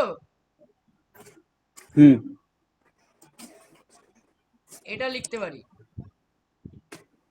জল ফটিকের ন্যায়, এইটা করবেন। আচ্ছা, এখানে ভালো করে লক্ষ্য করবেন, উপমিত কর্মধারায় সমাসের দুটো বিশেষ্য পদ থাকে, জলটাও বিশেষ্য পদ, ফটিকও বিশেষ্য পদ। আর উপমান কর্মধারায় সমাসে একটা বিশেষ্য পদ থাকে, একটা বিশেষণ পদ থাকে, এটা একটু মাথায় রাখবেন। আচ্ছা, পরে আর বলছে স্যার বলছি, স্যার একটা প্রশ্ন ছিল, রূপক কর্মধারয়ের সঙ্গে উপমিত কর্মধারের পার্থক্যটা কিভাবে করব? উপমিত আর রূপক। মানে উপমান কর্মধারয়ের সঙ্গে উপমিতের পার্থক্য করা যায়, কারণ সাধারণ ধর্ম থাকে বোঝা যায়, কিন্তু এই ক্ষেত্রে দুটোই আর কি। হ্যাঁ, উপমিত কর্মধারায় সমাস সাধারণত অবাস্তব, রূপক ও অবাস্তব। উপমিত কর্মধারায় সমাসে দুটোই ইন্দ্রিয় গ্রাহ্য, অর্থাৎ পূর্বপদ পরপদ দুটি ইন্দ্রিয় গ্রাহ্য। আচ্ছা। কিন্তু রূপকে একটি ইন্দ্রিয় গ্রাহ্য, অপরটি সাধারণত ইন্দ্রিয় গ্রাহ্য নয়। একটি ইন্দ্রিয় গ্রাহ্য, অপরটি নয়। এই পার্থক্যটা আপনাকে একটু খেয়াল রাখতে হবে। আমি উদাহরণ দিচ্ছি। স্যার আঁখি রূপ পাখিটা তাহলে কি হবে স্যার? আখি পাখি, তাই আচ্ছা। তো? এটা অ্যাকচুয়ালি উপমিত কর্মধারয় সমাসের উদাহরণ হওয়া উচিত, কারণ এখানে আখি এবং পাখি দুটিকেই আমরা স্পর্শ করতে পারি বা দুটি ইন্দ্রিয় গ্রাহ্য। কিন্তু আপনাদের আখি পাখি এই জায়গাটাতে আখি এবং পাখি এই দুটির মধ্যে অভেদ কল্পনা করা হচ্ছে। অভেদ মানে পার্থক্য করা যায় না, পার্থক্য করা যাচ্ছে না, মানে আখিকে বলছে না পাখিকে বলছে, এটাকে পার্থক্য করা যাচ্ছে না। যখন পার্থক্য করা যায় না, যখন অভেদ কল্পনা করা হয় দুটোর মধ্যে, অবাস্তব দুটো বস্তুর মধ্যে, মানে অবাস্তব কল্পনা, অবাস্তব কল্পনা যেটা আমরা করতে পারি না, আখির সাথে পাখির কখনো তুলনা হয় না, এটা অবাস্তব, কিন্তু এদের মধ্যে অভেদ কল্পনা করা হচ্ছে। যখন অভেদ কল্পনা হয় তখন সেটা রূপক কর্মধারায় সমাস হয়। অভেদ হলে রূপক, কারণ রূপক অলংকার আছে, রূপক অলংকারে কিন্তু আমরা দেখেছি যে অভেদ কল্পনা করা হচ্ছে, অর্থাৎ আঁখিকে প্রাধান্য দেওয়া হচ্ছে না পাখিকে। এখানে উপমান কোনটা বা উপমিত কোনটা এটা কিন্তু যথাযথ প্রকাশ্য হচ্ছে না বা প্রকট হচ্ছে না। যেমন আপনি এখানে দেখলেন ফটিক জল, ফটিক জল আপনি খুব সহজেই বলে দিলেন যে এখানে জলটাকে প্রাধান্য দেওয়া হয়েছে, ফটিককে নয়। কিন্তু আঁখি পাখি দেখে কি আপনি বলতে পারবেন যে আঁখিকে প্রাধান্য দেওয়া হচ্ছে নাকি পাখিকে প্রাধান্য দেওয়া হচ্ছে? আঁখি পাখি বলতে পাখি আঁখির ন্যায় নাকি আঁখি পাখির ন্যায়, নাকি দুটোর মধ্যে রূপ রয়েছে, রূপ মানে অভেদ, আঁখি রূপ পাখি, কোনটা হচ্ছে বলুন? আপনি কি এদেরকে ডিফারেন্সিয়েট করতে পারছেন, পার্থক্য করতে পারছেন, যেটা ফটিক জলে আপনি করতে পারলেন? আপনি লোচন পলাশে করতে পারলেন। লোচন পলাশ, লোচন পলাশ বলতে কি পলাশ ফুলকে বোঝায় না লোচনকে বোঝায় বলুন? লোচনকে বোঝাচ্ছে। লোচনকে বোঝাচ্ছে। তাহলে আপনি এখানে পার্থক্য করতে পারলেন যে এটাকে বোঝাচ্ছে, এটাকে ইন্ডিকেট করছে, আপনি পরিষ্কার বুঝিয়ে দিলেন। কিন্তু আপনি যখন আঁখি পাখি বলছেন তখন আমাকে বলুন তো যে আঁখি পাখি ধায়, এরকম একটা লাইন বললাম, আঁখি পাখি ধায়, তাহলে এখানে আঁখিকে বলা হচ্ছে না পাখি? মানে ধাইকে, ধাইছে তো দুজনেই ধাইতে পারে। ধেয়ে যাওয়া মানে চলে যাওয়া, পালিয়ে যাওয়া, চোখও ধেয়ে যায় দূর দূরান্তরে, পাখিও ধেয়ে যায় দূরের প্রান্তরে বা দূর দিগন্তে। তাহলে এখানে কোনটাকে প্রাধান্য দেওয়া হলো? এই প্রশ্নের উত্তর কি দেবেন আপনি বলুন স্যার, এর উত্তর কি দেবেন? স্যার অভেদ কল্পনা করা হচ্ছে না। হ্যাঁ, আমি সেটাই বলছি, আমি বলছি এর উত্তর কি দেবেন, কোনটাকে প্রাধান্য দেওয়া হচ্ছে? যে কোনো একটাকে দেওয়া হচ্ছে নাকি দুটোকেই প্রাধান্য দেওয়া হচ্ছে, কোনটা? দুটোকেই প্রাধান্য দেওয়া হচ্ছে বলেই পরিকল্পনা। হ্যাঁ, এই জন্য রূপক হলো। কিন্তু আমি যে একটা বেসিক কনসেপ্ট বললাম যে একটা ইন্দ্রিয় গ্রাহ্য অপরটি নয়, এটা জেনারেল হয়, সাধারণ হয়। কিন্তু আপনি যে উদাহরণটা দিলেন আঁখি পাখি, অতীব ভালো উদাহরণ দিয়ে বোঝানোর চেষ্টা করলেন। আশা করি আমি বোঝাতে পেরেছি আপনাদেরকে যে ফটিক জল বা লোচন পলাশ কেন উপমিত, আর আঁখি পাখি কেন উপমিত হওয়ার কথা কিন্তু না হয়ে কেন রূপক হলো। আমি কি বোঝাতে পারলাম? হ্যাঁ স্যার, বুঝেছি। হ্যাঁ স্যার বুঝেছি। হ্যাঁ, আঁখি পাখি ধায় মানে আঁখিও ধাইতে পারে, আঁখিও দূর দিগন্তে ধেয়ে যায়, পাখিও দূর দিগন্তে ধেয়ে যায়, কল্পনা জগতে বিলাস করে, মানে বিরাজ করে। তো এইখানে কিন্তু অভেদ কল্পনা করা হচ্ছে, কোনো ভেদাভেদ করা যাচ্ছে না, সেই জন্য এটা রূপক। এই এই জাস্ট বেসিক কনসেপ্টটা আপনাদেরকে একটু মাথায় রাখতে হবে। লোচন পলাশটা কি বললেন? হ্যাঁ বলুন। লোচন পলাশটা স্যার কি বললেন? লোচন মানে কি? আঁখি মানে চোখ, আর পলাশ মানে কি? পলাশ গাছ। গাছ না ফুল? পলাশে ফুলও বলা যায়, গাছও বলা যায় না। না, এখানে কি গাছকে বোঝাবে না ফুলকে বোঝাবে? না, ফুলের পলাশ সাথে সঙ্গে তুলনা করা হচ্ছে, এটা ফুল। আচ্ছা, তুলনা করা হচ্ছে, তার মানে আপনি এখানে পরিষ্কার বলতে পারবেন যে এটা লোচনকে ইন্ডিকেট করছে না পলাশ ফুলটাকে ইন্ডিকেট করছে? এটা কাকে ইন্ডিকেট লোচন করছে? ইন্ডিকেট করছে, চোখকেই বোঝানো হচ্ছে সম্ভবত। তাহলে আপনি এখানে বিভেদ করতে পেরেছেন না অভেদ হচ্ছে? অভেদ মানে করা যাচ্ছে না, আর বিভেদ মানে করা যাচ্ছে। বিভেদ করা যাচ্ছে। বিভেদ স্যার। তাহলে যখন বিভেদ করা যাবে তখন উপমিত, আর যখন বিভেদ করা যাবে না তখন রূপক। বুঝতে পেরেছেন? আমি যদি বলি চাঁদ মুখ, তাহলে চাঁদকে বোঝায় না মুখকে বোঝায়? স্যার মুখটাকে বোঝানো হয়, যাদের মতো সুন্দর মুখ, মুখকে বোঝানো তাহলে হয় আর কি। চাঁদের মতো সুন্দর মুখ, তাহলে আমি বোঝাচ্ছি মুখটাকে বোঝাচ্ছি, তাহলে এখানে অভেদ না বিভেদ? বিভেদ। তাহলে রূপক হবে না উপমিত হবে? উপমিত হবে। উপমিত হবে। ইয়েস। আচ্ছা, পরে নিম্নলিখিত বিকল্পগুলির মধ্যে কোনটি বাংলা সন্ধির উদাহরণ? ঠাকুর আলী হচ্ছে বাংলা সন্ধির উদাহরণ। ঠাকুর যোগ আলী, আলীটা হচ্ছে বাংলা, তাহলে এটা বাংলা সন্ধির উদাহরণ। পরে উদ্ভিদ, উদ যোগ ভিদ, দুটোতেই হস দেবেন, কারণ ভিদেও উচ্চারণে আমরা হসই মানে ব্যবহার করছি। ইডলি, ধোসা এগুলো কোন রাজ্যের খাবার? স্যার ওই দীপযোগ আলী, দীপালি, ওটা তো স্যার মিশ্র। কোথায়? কেন স্যার, আমি একটা অন্য শব্দ বললাম। দীপালি, দীপালি তো তাহলে কি ওরা? তাহলে আলী তো একটা প্রত্যয়, ওটা তো বাংলা, তাহলে খাঁটি বাংলা না ওটা? বুঝতে পেরেছেন? হ্যাঁ স্যার। আলীটা কি প্রত্যয় বা আলীটা কি শব্দ? এটা তো বাংলা শব্দ। আলী মানে ভাব, আলী মানে ভাব, ঠাকুর আলী মানে ঠাকুরের ভাব, দীপালি মানে দ্বীপের ভাব, আলী মানে ভাবকে বোঝায়। এটা বাংলা শব্দ, একটা খাঁটি বাংলা শব্দ, তাহলে এটা বাংলা হবে, এটা সংস্কৃত নয় তো। আচ্ছা, ইডলি কোন ভাষার শব্দ? তামিল ভাষার শব্দ। ইডলি, ধোসা এগুলো সব তামিল ভাষার শব্দ। আচ্ছা, 23 হচ্ছে ভ্রমার্থী থেকে ভীমরথী, এটা আমরা জানি কিসের? এটা লোকনিরুক্তি। কিসের? লোকনিরুক্তি। মানে লোকে, যেমন আমি বলি আর্ম চেয়ার, আর্ম চেয়ার না বলে আমরা কি বলছি? আরাম চেয়ার। আরাম চেয়ার বলি না আরাম কেদারা? হ্যাঁ, আরাম কেদার আর কি। এটা কি হলো? মানুষের মুখে মুখে পাল্টে গেছে, মানুষের মুখে উচ্চারণ হতে হতে পাল্টে গেছে, চেঞ্জ হয়ে গেছে পুরোটাই। তো আর্ম চেয়ার থেকে আরাম কেদারা, এইটাকে লোকনিরুক্তি বলে, মানে লোকের মুখে মুখে বারবার উক্ত হতে হতে হতে হতে পরিবর্তন হয়েছে। ঠিক তেমনি ভাবে ভ্রমার্থী থেকে ভীমরথী, এটাও একটা লোকনিরুক্তির উদাহরণ। আচ্ছা, সাদৃশ্যের স্যার একটু সংজ্ঞা এবং উদাহরণ একটু দিয়ে দিলে সুবিধা হতো। সাদৃশ্য।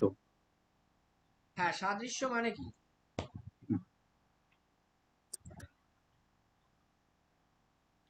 মিল আপনারা স্যার। বলুন।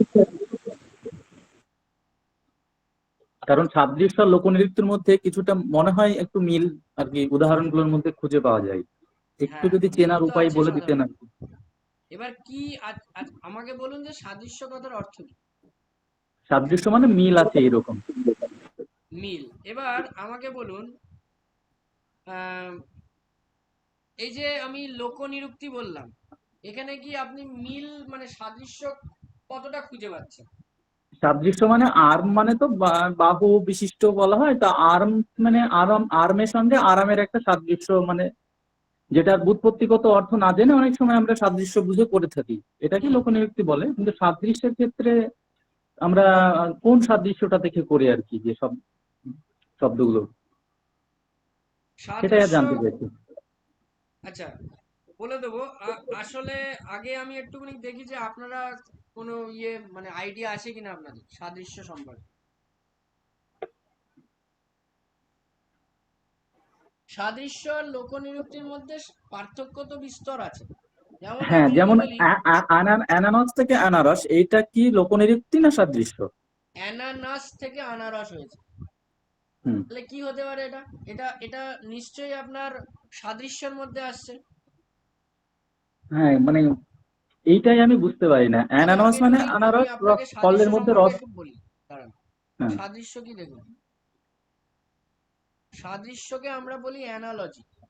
অ্যানালজি, তো একটা জিনিস ভালো করে দেখুন, অ্যানালজি কাকে বলেন না? যদি কোনো একটি শব্দ তার ধ্বনি বা রূপ বা অর্থের সাদৃশ্য থাকে, অনুরূপ কোনো একটি নতুন শব্দ গড়া হয়। ভালো করে বুঝবেন হুম যে হুম ধ্বনি বা রূপ বা অর্থের সাদৃশ্য আছে এবং অনুরূপ একটি নতুন শব্দ গড়া হচ্ছে, তাকেই আমরা তো হুম। সাদৃশ্য বলি, তাই তো?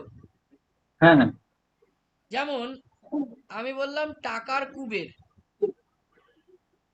হুম। টাকার কুবের,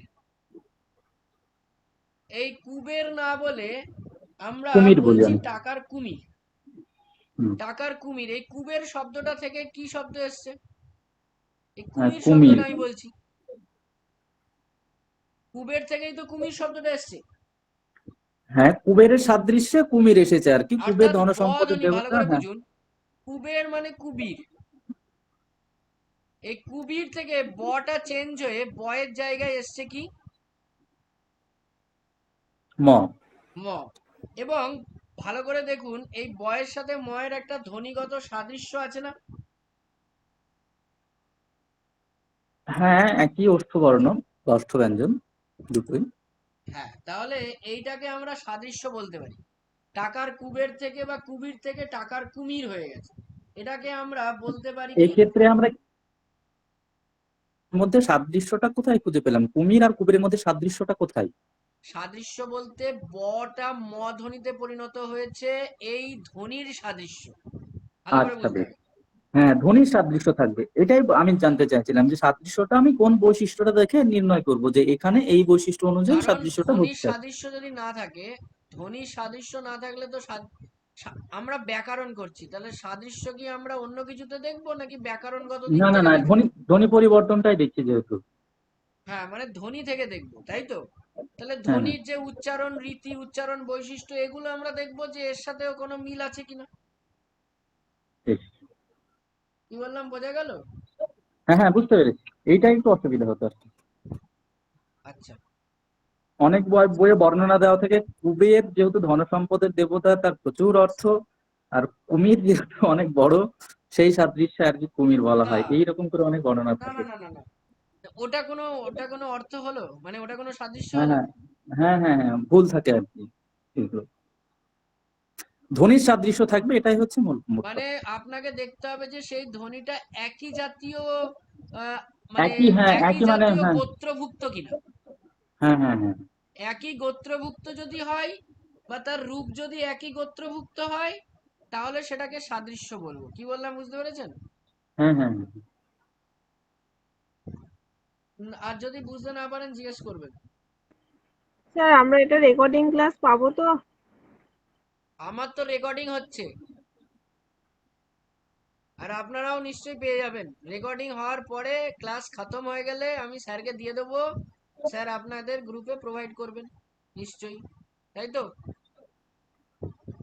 হ্যাঁ স্যার, একটু কাইন্ডলি দিয়ে দেবেন, নেট তো প্রায় শেষ, ক্লাসটা হতে হবে। আপনি ক্লাস থেকে বেরিয়ে যাচ্ছেন?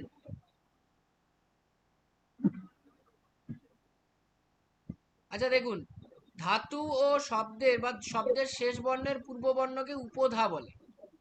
যেমন আমি বললাম দৃশ একটি ধাতু, এখানে আপনি এটাকে যদি ভাঙেন তাহলে পাবেন দ রি তালব্য স, সরি, তালব্য স। এই শেষ বর্ণ হচ্ছে তালব্য স, এর আগের বর্ণ হচ্ছে রি, এটাকে উপধা বলে, প্রত্যয়, এটা কিন্তু প্রত্যয়ের বিষয়, তো এটা একটু মাথায় রাখবেন। তাহলে আমাদের ব্যাকরণগত দিক থেকে যে কটা প্রশ্ন ছিল সব কটা প্রশ্ন কিন্তু আমি এখান থেকে কমপ্লিট করে দিয়েছি। এবার আমাদের 4 নম্বর, আচ্ছা বাকি প্রশ্নগুলোর তো উত্তর দেওয়া আছে, আশা করি অসুবিধা হয়নি বা হবে না, ওগুলো তো মুখস্থের বিষয়। একটা স্যার প্রশ্ন ছিল, ফুলবাবু, সেটা আহ, উপমিত কর্মধারাই সম্ভবত করেছেন না, উত্তরে কি দেখলাম যেন ফুলবাবু, হ্যাঁ, সেটার উত্তর মানে উপমিত কর্মধারায় হবে? উপমিত কর্ম দ্বারাই হতে পারে, আবার অন্য সমাসও হতে পারে। দেখুন, একটা শব্দ বিভিন্ন সমাসের হতে পারে, বুঝতে পেরেছেন? হ্যাঁ, হ্যাঁ, এখানে ফুলটা তো উপসর্গ না স্যার? হ্যাঁ, উপসর্গ, সুতরাং ওটা উপসর্গ, বিদেশি উপসর্গ। উপসর্গ তৎপুরুষ সমাসও হতে পারে, বুঝতে পেরেছেন? হ্যাঁ, হ্যাঁ, হ্যাঁ, তো কোন অর্থে ব্যবহার করা হচ্ছে সেটার সবচেয়ে ভালো উদাহরণ হচ্ছে বাক্য দেখতে হবে, বাক্যের বাক্য মধ্যে দেখে, দিয়ে, হ্যাঁ, হ্যাঁ, আলাদা করে বোঝা যায়। বাক্য দেখে করলে সবচেয়ে সুবিধা। হ্যাঁ, কারণ ফুলবাবু যদি উপসর্গ হয় তাহলে এটা বাবু ফুলের ন্যায় বললে ব্যাপারটা ঠিক ফুলের সঙ্গে তুলনা করা হচ্ছে না, তাহলে হ্যাঁ, এখানে উপমিত ফুল কর্মধারয় বলতে, সমাস ফুল বলতে এখানে পরিপূর্ণ, হাফ নয়। এখানে হ্যাঁ, ফুল সেটাই বলতে মানে ফুল। পরিপূর্ণ বোঝাচ্ছে, বুঝতে পেরেছেন? মানে একটা ফুল হ্যাঁ, বাবু বলতে কি, মানে বাবু আনার দিক থেকে মানে সে পারফেক্ট, এরকম একটা ব্যাপার। হ্যাঁ, তাহলে কর্মধারায় হওয়া উচিত ফুল যে বাবু বা। হ্যাঁ, সাধারণ কর্মধারয় হতে পারে, তবে সবচেয়ে ভালো এটা হচ্ছে যদি আমরা বাক্য দেখি, তাহলে সেই বাক্য অনুযায়ী যদি আমরা বোঝার চেষ্টা করি তাহলে ভালো হয়, বুঝতে পেরেছেন? হ্যাঁ হ্যাঁ কারণ বাক্য না দেখে করলে অসুবিধা আছে। আচ্ছা, তাহলে আমাদের 24টা কোশ্চেন এখান থেকে হয়ে গেল, আশা করি আপনাদের। স্যার বলছি, স্যার 1 মিনিট, স্যার বলছি, স্যার সদবার যদি ব্যাস বাক্যটা একটু বলে দেন। ধবের সহিত বর্তমান। ধব মানে স্বামী, ধবের সহিত বর্তমান সমান সমান সধবা। মানে ধব মানে স্বামী, আর ধবের সহিত মানে স্বামীর সহিত বর্তমান, যে তাকেই তো আমরা সধবা বলি। তাহলে এটা হচ্ছে সহার্থক বহুব্রী সমাস। কি বললাম, বুঝতে পেরেছেন? হ্যাঁ স্যার বুঝতে পেরেছি।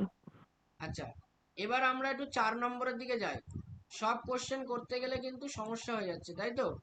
এবার একটুখানি দাঁড়ান, আমরা একটুখানি 4-এ যাই, মক টেস্ট 4।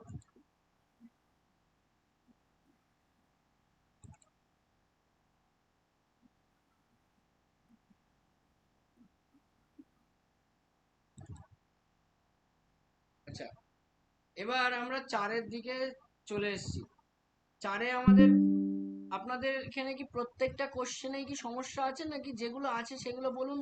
কারণ উত্তর তো আপনারা পেয়েছেন, সেগুলো আমরা যদি একটু করি তাহলে সুবিধা হয়।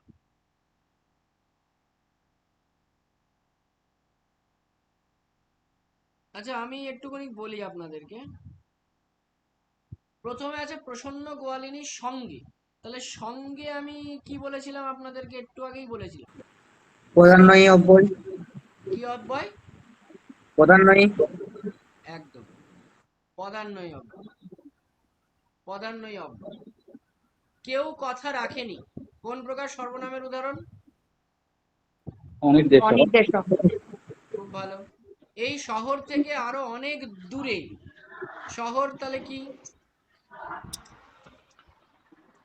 খানবাদ না। শ্রেণীবাচক। শহর একটা শ্রেণী, তার মধ্যে আমি কলকাতা বলছি, দিল্লি বলছি, বা মুম্বাই বলছি, যাই হোক বলছি, সেগুলো হবে সংজ্ঞাবাচক। কিন্তু যখন শহর বলবো তখন হবে শ্রেণীবাচক। কি বললাম, বুঝতে পেরেছেন? না বুঝলে বলবেন কিন্তু, হ্যাঁ, মুখ দিয়ে বলবেন, নাহলে বুঝতে পারবো না।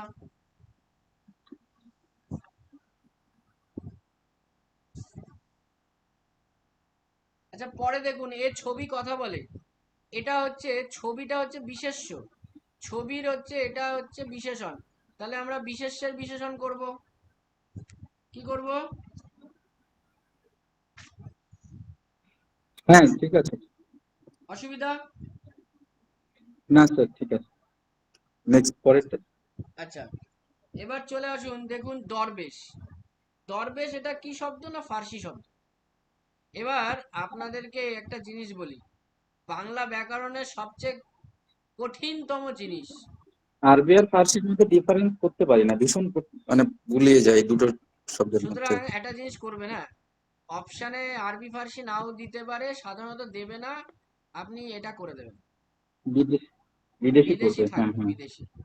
কারণ হ্যাঁ। অনেক সময় আরবি ফার্সি থেকে এটাকে আমরা ডিফারেন্সিয়েট করতে পারি না, কারণ আরবি ফার্সি এবং থেকে অনেক প্রচুর। অনেক বইয়ের ওই আরবি শব্দকে কোথাও ফার্সির মধ্যে ঢুকিয়ে দেওয়া হয়েছে, হ্যাঁ, কোথাও হ্যাঁ, ফার্সি হ্যাঁ, শব্দকে আরবির মধ্যে ঢুকিয়ে আসলে দেওয়া হয়েছে, ভীষণ। সমস্যাটা ওইখানেই, যে আরবি আর ফার্সি, মানে ভারতবর্ষে তো যখন আমাদের মুসলিম সম্প্রদায় মোগলরা। আমাদের এখানে এসেছিল, মানে বিদেশি সম্প্রদায় যারা মঙ্গল ছিল বা তুর্কি ছিল, আফগান ছিল, তারাই তো আমাদের এখানে আরবি ফার্সি শব্দের প্রচলন ঘটিয়েছে।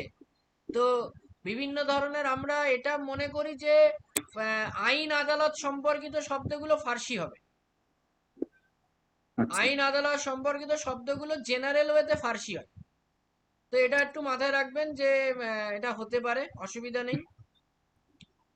তো বিদেশি করবেন, যদি অসুবিধা থাকে অপশন থাকবে বিদেশি, আমি আপনাদেরকে বিদেশি বলছি। থাকলে অসুবিধা হয় না, বুঝে নিই যে বিদেশি, কিন্তু হ্যাঁ, এই বিদেশি আরবি থাকবে, ফার্সির কোনো মধ্যে করতে চিন্তার কোনো গেলে। কারণ নেই, চিন্তার কোনো কারণ নেই, বিদেশি থাকবে, অসুবিধা কিছু নেই। কি বললাম, বুঝতে পেরেছেন? হ্যাঁ হ্যাঁ। আচ্ছা, পরেরটাই চলে আসুন। কোশ্চেনটা, পরেরটা নিয়ে একটু প্রশ্ন, পরেরটা নিয়ে প্রশ্ন হচ্ছে স্যার, এখানে ঘৃষ্ট চ ছ, কিন্তু ছ অল্প প্রান্ত নয়। না, এখানে কোশ্চেনটা একটু গন্ডগোল হয়ে গেছে, সেই জন্যই আমি হ্যাঁ আপনাদেরকে বলতে যাচ্ছি। এটা তালব্য বর্ণ, অবশ্যই তালব্য বর্ণ। ওই দৃষ্ট তালব্য দুটোই ঠিক আছে, কিন্তু অল্প প্রাণটা না, হচ্ছে অল্প না, ওটা প্রাণটা মহাপ্রাণ। হবে না, এটা অল্প প্রাণ এবং মহাপ্রাণ দুটোই আছে এর মধ্যে। সুতরাং এই অল্প প্রাণটা কেটে দেওয়া হবে, ঠিক আছে? সুতরাং কোশ্চেনটা আপনারা চ ছ যদি করে থাকেন তাহলে ওটাই সঠিক। চ কিন্তু অল্প প্রাণ, আর ছ কি? মহাপ্রাণ। মহাপ্রাণ। মহাপ্রাণ। আচ্ছা, দ্বিস্বর ধ্বনির সংখ্যা মোট 25টি বলে উল্লেখ করেছেন সুনীতি কুমার সুনীতি চট্টোপাধ্যায়। কুমার চট্টোপাধ্যায়। সুনীতি কুমার চট্টোপাধ্যায়ের একটি বইয়ের নাম বলুন তো।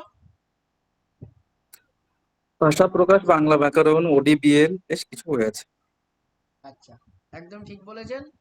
ওডিবিএল, ভাষা প্রকাশ, বাংলা ব্যাকরণ, এগুলো কিন্তু তার বিখ্যাত কিছু বই আছে, আরো আরো বই আছে। সে তো আছেই, প্রবন্ধ, বৈদেশিক, এসব কারণ আছে। প্রাবন্ধিক হিসাবে সুনীতি কুমার চট্টোপাধ্যায়ের নাম আছে, তাই তো? হ্যাঁ, সাংস্কৃতিক, বৈদেশিক, এগুলো অনেক বই আছে রবীন্দ্রনাথের হ্যাঁ, সম্পর্কে। সাংস্কৃতিকী এবং বৈদেশিকী। সাংস্কৃতিকী কাকে উৎসর্গ করেছিলেন? এটা খুব মানে কেউ কেউ বলে বৈদেশিকই রবীন্দ্রনাথকে উৎসর্গ করেছিলেন, কোথাও কোথাও দেখি সাংস্কৃতিকই রবীন্দ্রনাথকে। অ্যাকচুয়ালি না, কোনটা হবে আমি। সংস্কৃতিকী, আমি অথেন্টিক বইয়ের থেকে বলছি, সোর্স থেকে। আচ্ছা, সংস্কৃতিকী রবীন্দ্রনাথকে উৎসর্গ করেছিলেন, বুঝতে পেরেছেন? একাধিক বই আমি দেখি বৈদেশিকই রবীন্দ্রনাথকে উৎসর্গ করেছিলেন, এর কনফিউশন হয় ভীষণ ভাবে। সংস্কৃতিকী হচ্ছে রবীন্দ্রনাথ, ঠিক আছে? আচ্ছা, আচ্ছা। আচ্ছা, পোলাও শব্দটার উৎস কি? পোলাও হচ্ছে আমাদের ফার্সি শব্দ।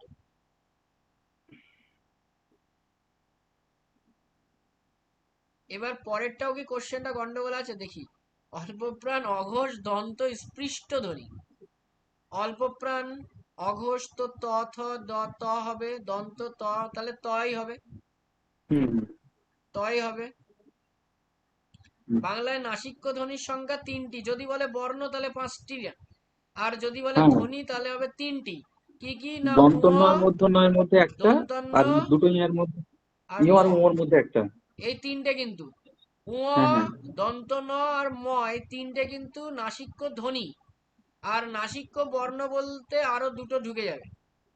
হুম, অল্পপ্রাণ, মূর্ধন্য তাড়িত, এখানে একটা ডয় শূন্য র হবে। ডয় শূন্য রটা পড়িনি, ড পড়ে গেছে, তা আমি ডয় শূন্য রটা দিয়ে দিই।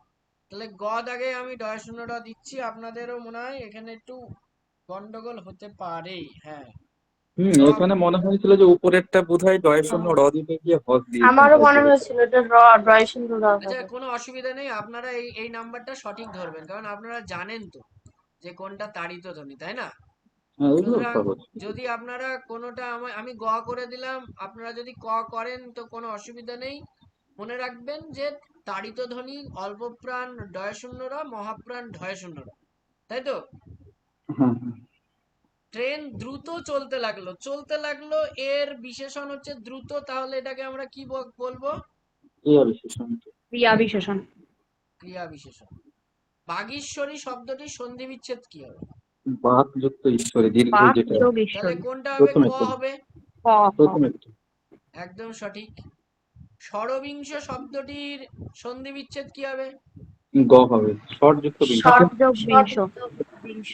সধবা কোন সমাসের উদাহরণ? এটা হবে সহার্থক বহুব্রী, একটু ফলাফল। আগে বলেছি, তাই তো? হুম, হুম। শতবার ব্যাস বাক্যটা কিসে? বললো তো কিছুক্ষণ একটু আগে। আগে বলে দিলাম না, ধবের সহিত বর্তমান। আচ্ছা। আবার লিখে দিচ্ছি। আমি যদি বলি মাধব, তাহলে এর সমাস কি হবে বলুন? মারধব, সম্বন্ধ তৎপুরুষ সমাস। Very good. মা, মা মানে লক্ষ্মী, হুম। মায়ের ধব বা মার ধব, মানে এই র বা এর বিভক্তি থাকলে সম্বন্ধ হয়। মাধব, মা মানে দেবী লক্ষ্মীকে বোঝায়। আচ্ছা, আমি এইবার আপনাকে বলবো যে ফুলবাবু, ফুলবাবু কোন সমাসের উদাহরণ? আমি এটা নিয়েই আমি প্রশ্ন করলাম কিছুক্ষণ আগে। ফুল হ্যাঁ, বাবু আপনি আমার মতে বললেন। ফুল যে বাবু মানে সম্পূর্ণ বাবুরূপ, মানে যাকে উপমিত দেখায় কর্মধারায়। হ্যাঁ, এবার সাধারণ সাধারণ উপমিত কর্মধারায় হয়। কর্মধারায়, আর যে উপমিত কর্মধারায় মানে কি? মানে কারোর সঙ্গে তুলনা করা হচ্ছে, সেরকম বোঝায়। হ্যাঁ, এবার কারোর সাথে তুলনা করতে, আমি একটু আগে বলেছিলাম যদি আমরা বিভেদ করতে পারি তাহলে সেটাকে আমরা কি বলতে পারি? উপমিত। উপমিত। আর যদি আমরা বিভেদ করতে না পারি তাহলে একটু আগে বললাম যে রূপক। রূপক। রূপক।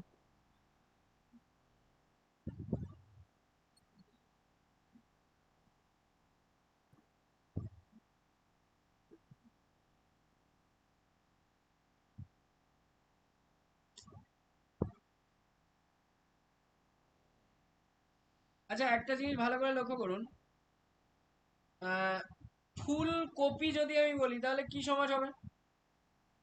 কপি ফুলের ন্যায়, উপমিত কর্মধারয় সমাস।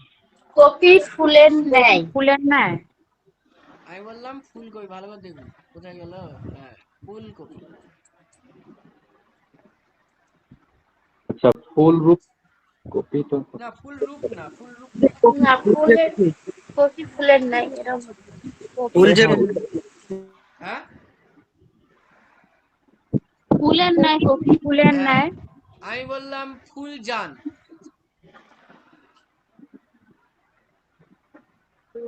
তারপরে আমি বললাম ফুল কুমারী। এখানে সব আমি ফুল দিয়ে করছি, এবং মনে রাখবেন এগুলো প্রত্যেকটাই উপমিত কর্মধারয় সমাসের উদাহরণ। এবং এর সোর্স হচ্ছে বাংলা ব্যাকরণের পাঠশালা বলে একটি বই আছে, সেখান থেকে আমি লিটন দত্তের। আপনাদেরকে এই উদাহরণগুলো বলেছি। ঠিক আছে? ফুলকপি, ফুলজান, ফুলকুমারী, ফুল বাতাসা, ফুল ঝুরি, এরকম বিভিন্ন ধরনের শব্দ আমরা পাই, এগুলো সবই হচ্ছে হ্যাঁ, ফুল বাতাসা মানে বাতাসার মানে আকৃতি বিশিষ্ট বাতাসা, বুঝতে পারছি, তাকে ফুলের সঙ্গে তুলনা করা হচ্ছে। ফুল কুমারী মানে কুমারী ফুলের ন্যায় উপমিত কর্মধারয় সমাস, বুঝতে হ্যাঁ, পারছি। ফুল বাবুটা আমি মানে এটা আমার মনে হচ্ছে যে এটা ফুল বাবু, এই কথাটা আমরা ফুলের সঙ্গে তুলনা করে কাউকে বাবু এই বলি না। ফুল বলতে কি বলুন তো, আপনাকে একটু ভালো করে বুঝাই। মানে বিষয়টা হচ্ছে, ফুল বলতে আপনি যদি বলেন যে কমপ্লিট, মানে ফুল মানে কমপ্লিট আপনি যদি বলেন তাহলে এটা হবে না। হ্যাঁ, আমি কিন্তু আমি কমপ্লিট যদি অর্থ বলি যে ফুল কিন্তু নরম, ফুল কোমল স্নিগ্ধ, তাই তো? হ্যাঁ তাহলে এমন কিছু কিছু ছেলে আছে, বাবু আছে, বাবু সম্প্রদায়ের মানুষ, তারা এরকম খুব নরম স্বভাবের, শান্ত কোমল স্নিগ্ধ, মানে তাদের মধ্যে সেই একটা অ্যাগ্রেসিভ ভাব নেই বা থাকে না। তাহলে আমি যদি এই বৈশিষ্ট্যটাকে তুলনা করি ফুলের, ফুল বলতে আমি যদি এইভাবে বুঝি যে নরম বা কোমল বা স্নিগ্ধ চরিত্র বিশিষ্ট, তাহলে আমরা কি এটা বলতে পারি না বাবু ফুলের ন্যায়? হ্যাঁ, স্যার কিন্তু এটা যদি স্যার হ্যাঁ, বলুন। আম, মানে যিনি ফুল তিনি বাবু। না, যিনি না না, ফুল তিনি বাবু কি করে হয়? ফুল মানে কারণ তখন তো, একটা ফুল আচ্ছা আছে না, ভালো করে ফুল বুঝুন, না। ভালো করে বুঝুন স্যার, একটু এক মিনিট আমাকে বলতে দিন। আপনি বললেন যিনি ফুল তিনি বাবু, ভালো করে বুঝুন তো। এখানে তখন আপনি এই ফুলটাকে একটা বিশেষ্য পদ হিসেবে ব্যবহার করে ফেললেন না? ভালো করে বুঝুন, যিনি ফুল তিনি বাবু, এই ফুল বলতে তখন আপনি একটা বিশেষ্য পদ হিসেবে ব্যবহার করলেন তো? হ্যাঁ স্যার। হ্যাঁ, তার মানে আপনি বলতে চাচ্ছেন একটা গাছের ফুল আর একটা বাবু গোছের লোক বা বাবু দুজনেই এক। এইটা অথেন্টিক বলে মনে হচ্ছে, নাকি ফুলের মতন নরম স্বভাবের বা কোমল বা স্নিগ্ধ চরিত্র বিশিষ্ট কোনো বাবুকে যদি আমরা বোঝাই তাকে ফুলবাবু বলা যেতে পারে? কোনটা আপনাদের কাছে একটু খানিকটা অথেন্টিক বলে মনে হচ্ছে? আপনি যেটা বলছেন ওটাই, তবে ওটা বাক্যে যদি সেভাবে ব্যবহৃত হয় তাহলে বুঝে আর কি করা যেতে হ্যাঁ, পারে। একদম বাক্য দেখে বুঝতে হবে, ঠিক আছে? তবে আপনিও একটা কথা বলেছেন যেটা গ্রহণযোগ্যতা আছে, সেটা হচ্ছে ফুল হচ্ছে একটা বিদেশি উপসর্গ, তাই তো? হ্যাঁ হ্যাঁ, হাফ, ফুল, এগুলো তো হাফ হ্যাঁ, টাইম, এগুলো বলি তো আমরা অনেক বে সময় বা গড়, এগুলো হ্যাঁ হচ্ছে এগুলো সব ফুল বিদেশি হাফ উপসর্গ। এগুলো ইংরেজি উপসর্গ আর কি। হ্যাঁ, কিন্তু এখানে কিন্তু উপসর্গ তৎপুরুষের কোনো উদাহরণ নেই, মানে অপশন নেই, তাই না? না না না না, নেই। এবার আমি যে প্রশ্নটা করেছি তার মধ্যে যেহেতু অপশন আপনি পেলেন না, সেই জন্য এটাকে আপনি আমি যেটা বললাম ওইভাবে একটু ধরে করবেন, যে বাবু হ্যাঁ হ্যাঁ হ্যাঁ, ফুলের ন্যায়। এখানে ফুলের ন্যায় বলতে ফুলকে বোঝাচ্ছে না, ফুলের চরিত্র বৈশিষ্ট্যকে বোঝাচ্ছে, বুঝতে পেরেছেন? বুঝতে পেরেছি। আশা করি অসুবিধা আপনাদের নেই এক্ষেত্রে। যদি থাকে, এই কটা কোশ্চেনের মধ্যে আপনাদের যদি কোনো কনফিউশন থাকে আমাকে বলুন। নেই স্যার, পরের গুলোতে জানি দেখি ব্যাকরণ কিছু। বাকি আরো যারা ম্যাডামরা বা স্যারেরা রয়েছেন তাদের কোনো সমস্যা? না না স্যার, স্যার, স্যার একটা কোশ্চেন স্যার। হ্যাঁ বলুন। বলছি স্যার, ঘোড়া উপন্যাসটিকে মহাকাব্যিক বলা হয়েছে কেন? ওটা একটা তো উপন্যাস। মহাকাব্যিক কথার মহাকাব্যিক অর্থ কি? মহাকাব্য কাকে বলে? যেগুলো ওই পৌরাণিক ঘটনা নিয়ে কোনো কাব্য রচনা হয়, সে সমস্ত কে আচ্ছা, বোঝানো হয়। আর কি বৈশিষ্ট্য আছে মহাকাব্যের? মহাকাব্যের বিরাট বিস্তৃতি ব্যাপকতা অর্থেই বলা হ্যাঁ, হয়েছে স্যার। ওরা বিস্তৃতি অনেক হয়, অনেক বড়, বড় বড় অর্থাৎ বড় হয়। আমরা বলতে পারি তো যে, ভালো করে শুনুন আমার কথা। মহাকাব্য মহাকাব্য বলতে আমরা এটা বলতে পারি যে তার মধ্যে একটা ইতিহাস থাকবে, একটা ঘটনা প্রবাহ হ্যাঁ, থাকবে, ঠিক কি না? হ্যাঁ, হ্যাঁ, হ্যাঁ, মানে আমরা এটাই হচ্ছে মহাকাব্যের প্রধান বৈশিষ্ট্য। পৌরাণিক তো হবেই, অবশ্যই হবে, কিন্তু এর মধ্যে একটা ঘটনা প্রবাহ থাকবে, অর্থাৎ এর শুরু থাকবে এবং একটা শেষ থাকবে, ঠিক কিনা বলুন? হ্যাঁ, যেটা উপন্যাসেরও বৈশিষ্ট্য। উপন্যাসের বৈশিষ্ট্য শুরু আছে এবং বিভিন্ন প্লট আছে এবং তারপরে শেষও আছে, যেটা ছোট গল্পের নেই। কিন্তু মহাকাব্যের মধ্যে ঘটনা প্রবাহ এবং তার একটা ঘটনা বিস্তৃতি লক্ষ্য করা যায়। সেই জন্য গোরা উপন্যাস একটা এত বড় উপন্যাস, আকারে বিস্তৃত একটা উপন্যাস। সেই জন্য হ্যাঁ। গোরাকে মহাকাব্যিক উপন্যাস বলা হয়, রবীন্দ্রনাথ ঠাকুরের মহাকাব্যিক উপন্যাস। পাশাপাশি গোরাকে আমরা রাজনৈতিক উপন্যাস বলি, তাই তো? আচ্ছা, ঠিক আছে স্যার। কারণ রাজনৈতিক কেন বলা হয়? স্বদেশী আন্দোলনের পটভূমিকায় এই উপন্যাসটি রচিত হয়েছে। কি বললাম, বুঝতে পেরেছেন? হ্যাঁ, হ্যাঁ স্যার। এবং গোরা উপন্যাসের সময়কাল হচ্ছে 1910। গোরা উপন্যাসটি তিনি তার ছোট ছেলে রথীন্দ্রনাথ ঠাকুরকে উৎসর্গ করেছিলেন। গোরা উপন্যাসটি 1910 এবং রথীন্দ্রনাথ ঠাকুরকে উৎসর্গ করেছিলেন, এবং এটি মহাকাব্যিক উপন্যাস, পাশাপাশি এটি রাজনৈতিক উপন্যাস। বুঝতে পেরেছেন? ঠিক আছে স্যার। আচ্ছা, তাহলে এর মধ্যে আর কোনো প্রশ্নের সমস্যা নেই তো? স্যার, স্যার আর একটা কোশ্চেন, মানে কোশ্চেন না, মানে আমার একটা সাজেশন আর কি। সাজেশন? বলছি, হ্যাঁ বলছি স্যার, টেক্সট থেকে আর কটা বেশি দিলে হয় না? মানে টেক্সট তো আমাদের অনেক রয়েছে, এবার টেক্সট থেকে মানে মানে অনেক ভিতর থেকে কোশ্চেন দিলে হ্যাঁ, ভালো হয় স্যার। এবার কথা হচ্ছে, কয়েকদিন আগে আমি যখন প্রশ্ন করেছিলাম তখন আমাকে একজন দুজন বলেছিলেন যে ব্যাকরণ আর সাহিত্যের ইতিহাস থেকে বেশি দেবেন, টেক্সট তো আমরা পড়ে নিতে পারবো, টেক্সট নিয়ে বেশি না সমস্যা স্যার, হবে না। পড়ে পড়ে নিলেও কি হবে, এমন ভিতর থেকে কোশ্চেন আসে সেটা বুঝতেই পারি না যে কোথা থেকে নেওয়া হচ্ছে। আর একটু প্র্যাকটিস না করলে তো সেটা একবারে তো হবে না, পরীক্ষা হবে আমি না। মোটামুটি সবকিছু মিলিয়ে ঝুলিয়ে কোশ্চেন করি, তবে আপনাদের আমি একটু বেশি ব্যাকরণ আর সাহিত্যের ইতিহাস থেকে করি, কারণ ঠিক আছে, কিন্তু হ্যাঁ। আমার মনে হয় যে ব্যাকরণ আর সাহিত্যের ইতিহাস থেকে একটু কোশ্চেন হ্যাঁ স্যার, এটাই ঠিক আছে। হ্যাঁ স্যার, ব্যাকরণের একটু ব্যতিক্রম বিষয়গুলো থেকে করার চেষ্টা করবেন, যেগুলো আর কি আমাদের একটু হ্যাঁ, বুঝতে অসুবিধা হয়। ব্যতিক্রম বলতে আপনাদেরকে যে ধরনের প্রশ্ন করেছি, খানিকটা ইজি টাইপের কোশ্চেনও আছে অনেকটাই, তাই না? হ্যাঁ হ্যাঁ হ্যাঁ, আছে কিছু ইজি আছে, এবার ব্যতিক্রম আমি টাইপের। আপনাদেরকে এমন কিছু কোশ্চেন আমি আস্তে আস্তে তৈরি করব, মানে আস্তে আস্তে এবার দিতে থাকবো। মানে প্রথম প্রথম শুরু হলো তো, তাই না? সেই জন্য হ্যাঁ আমি হ্যাঁ হ্যাঁ, প্রথমেই আস্তে যদি আস্তে। একদম পুরো জটিল ধরনের কোশ্চেন দিতে শুরু করে দিই, তাহলে আপনারাই বলবেন, স্যার প্রথমে আমরা এত পড়াশোনা করতে পারিনি, তো আমরা এখনই কি করে জটিল কোশ্চেন এত করব? হ্যাঁ হ্যাঁ, ঠিক ঠিক আছে, প্রশ্নের ধরন ঠিক হচ্ছে, আপনি একটু ব্যালেন্স করে দেবেন, মানে কোনোটা খুব বেশি কোনোটা খুব কম এরকম সব, নয়, মোটামুটি হ্যাঁ, সবগুলোই থাকবে এরকম টেক্সটে করে দেবেন। আরেক কয়েকটা, টেক্সট থেকে আর কয়েকটা আচ্ছা, কোয়েশ্চেন দিলে আমি ভালো তাহলে হবে। আপনাদের কাছ থেকে একটা সাজেশন নিই বলতে, অ্যাজ এ টিচার আপনাদের কাছ থেকে আমি সাজেশনটা নিচ্ছি এই বিষয়ে, যে ধরুন আমি ব্যাকরণ থেকে 15টা প্রশ্ন করলাম, ভালো করে বুঝুন। ব্যাকরণ থেকে 15টা, সাহিত্যের ইতিহাস থেকে 15টা, আর টেক্সট বুক থেকে 15টা, তাহলে 3 হ্যাঁ, 15 45। আর কোনো আর এটা 90। হ্যাঁ, আর 15টা কোশ্চেন আছে, যে প্রশ্ন আমাকে করতে হবে অনুবাদ অনুবাদ অনুসরণ অনুষঙ্গ থেকে, এবং একটা বঙ্গানুবাদ দিতে হবে, একটা কি দুটো, তাই তো? একটা দিলেই হ্যাঁ, হ্যাঁ, যথেষ্ট স্যার, গঙ্গা। হ্যাঁ, দুটোও দেওয়া তাহলে যেতে পারে, অসুবিধা নেই। তাহলে আমি কি মানে এরকম করব যে 15 15 15 14 1? ব্যাকরণ 20টা করবেন স্যার, অনুবাদ অনুষঙ্গ 10টা, আর সাহিত্যের অনুবাদ অনুষঙ্গটা 10টা করবেন। সাহিত্য ব্যাকরণটা সম্ভার একটু আছে স্যার। সাহিত্য সাহিত্য সম্ভার সংবাদ আছে, তো ওগুলো তো নিয়ে টেক্সটই টোটাল 15টা তো করলেই হবে, টেক্সট। অসুবিধা নেই। ওই আমি যেটা ব্যাকরণটা বলতে 20টা চাইলাম, থাক। বুঝতে পেরেছেন? 20টা যদি আমি হ্যাঁ ব্যাকরণ করি, আমি যদি অনুবাদ 10টা করি 30টা, আর আমি যদি হ্যাঁ টেক্সট থেকে 15টা করি 45, আর আর 15টা 15টা সাহিত্যের সাহিত্যের ইতিহাস। ইতিহাস।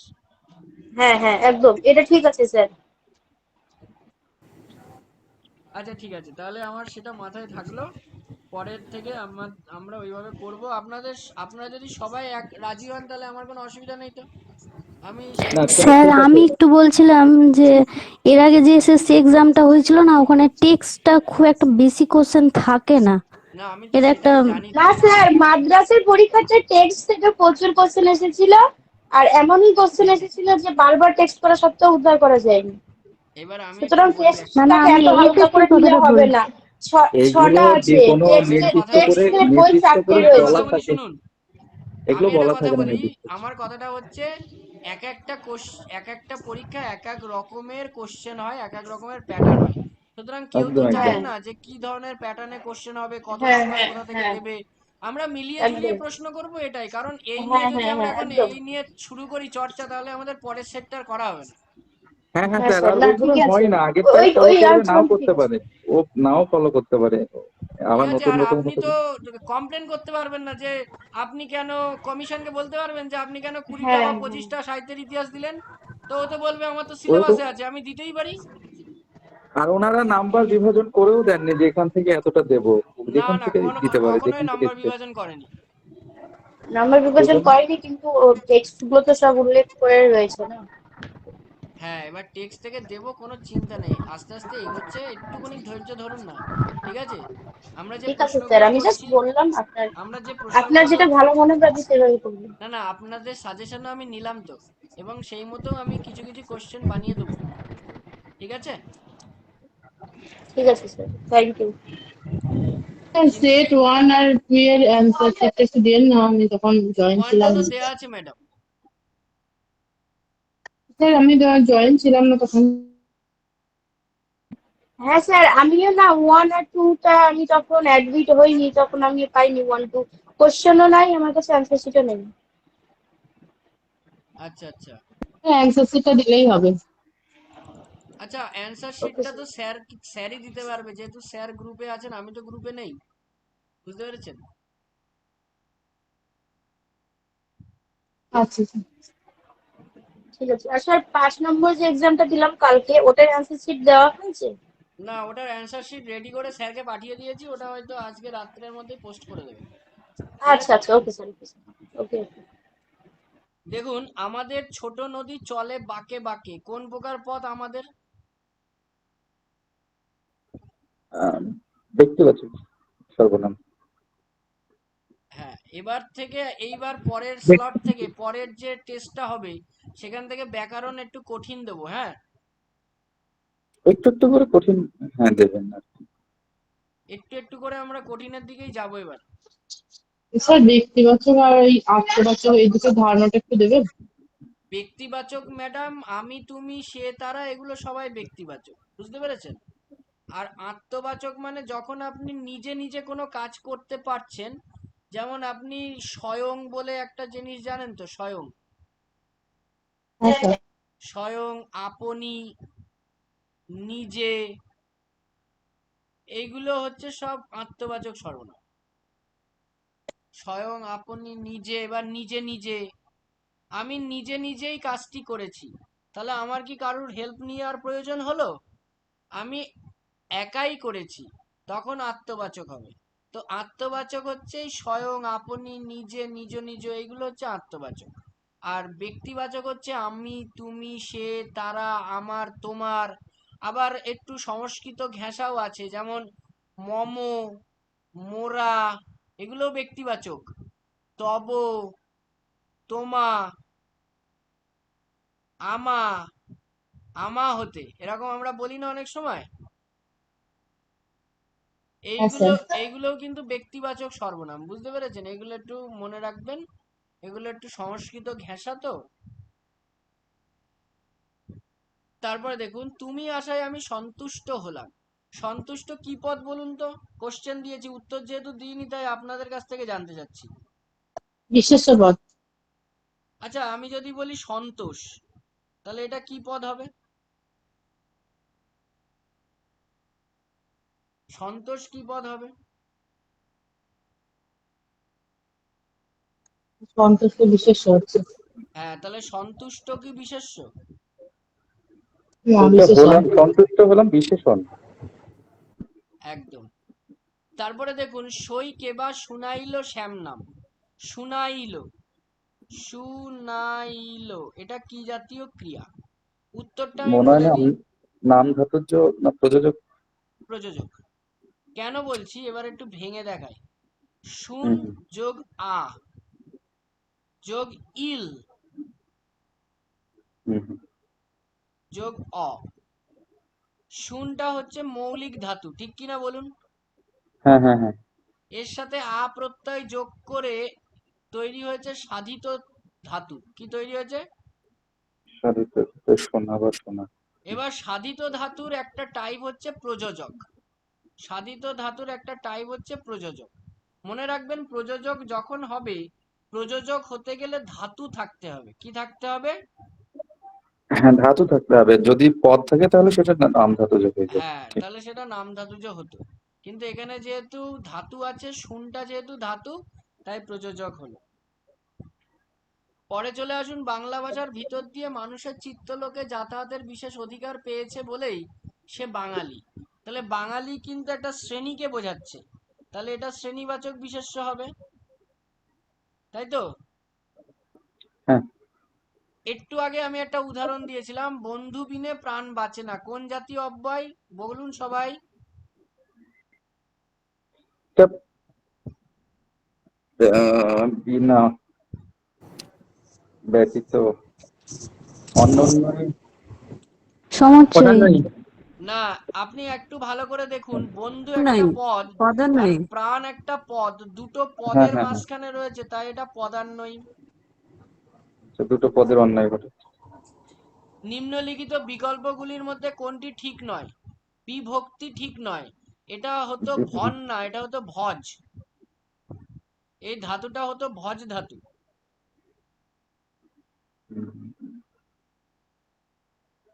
এটা কি ধাতু হতো? ভক্তি ভজ ধাতু থেকে বিভাজন ভজ। ভজ, ভেরি গুড। তাহলে ওইটা বাদ দিয়ে সবকটা এক, ঠিক আছে, কোনো অসুবিধা নেই। তারপরে দেখুন, যেসব অব্যয় বা অব্যয়। হ্যাঁ বলুন। স্যার বলছিলাম যে ভজ ধাতু আর ভূ ধাতু এই দুটোর মধ্যে একটু বলতেন তো। কি কি কি কি ধাতু? যেখানে ভজ বললেন, আর তাহলে ভজ আর ভূর এর মধ্যে কি পার্থক্য ভূ আছে? মানে তো ভবতি, মানে হওয়া। ভূ মানে জাত বা হওয়া।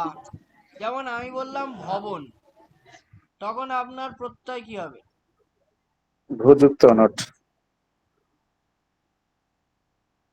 আমি বললাম ভাব, কি হবে?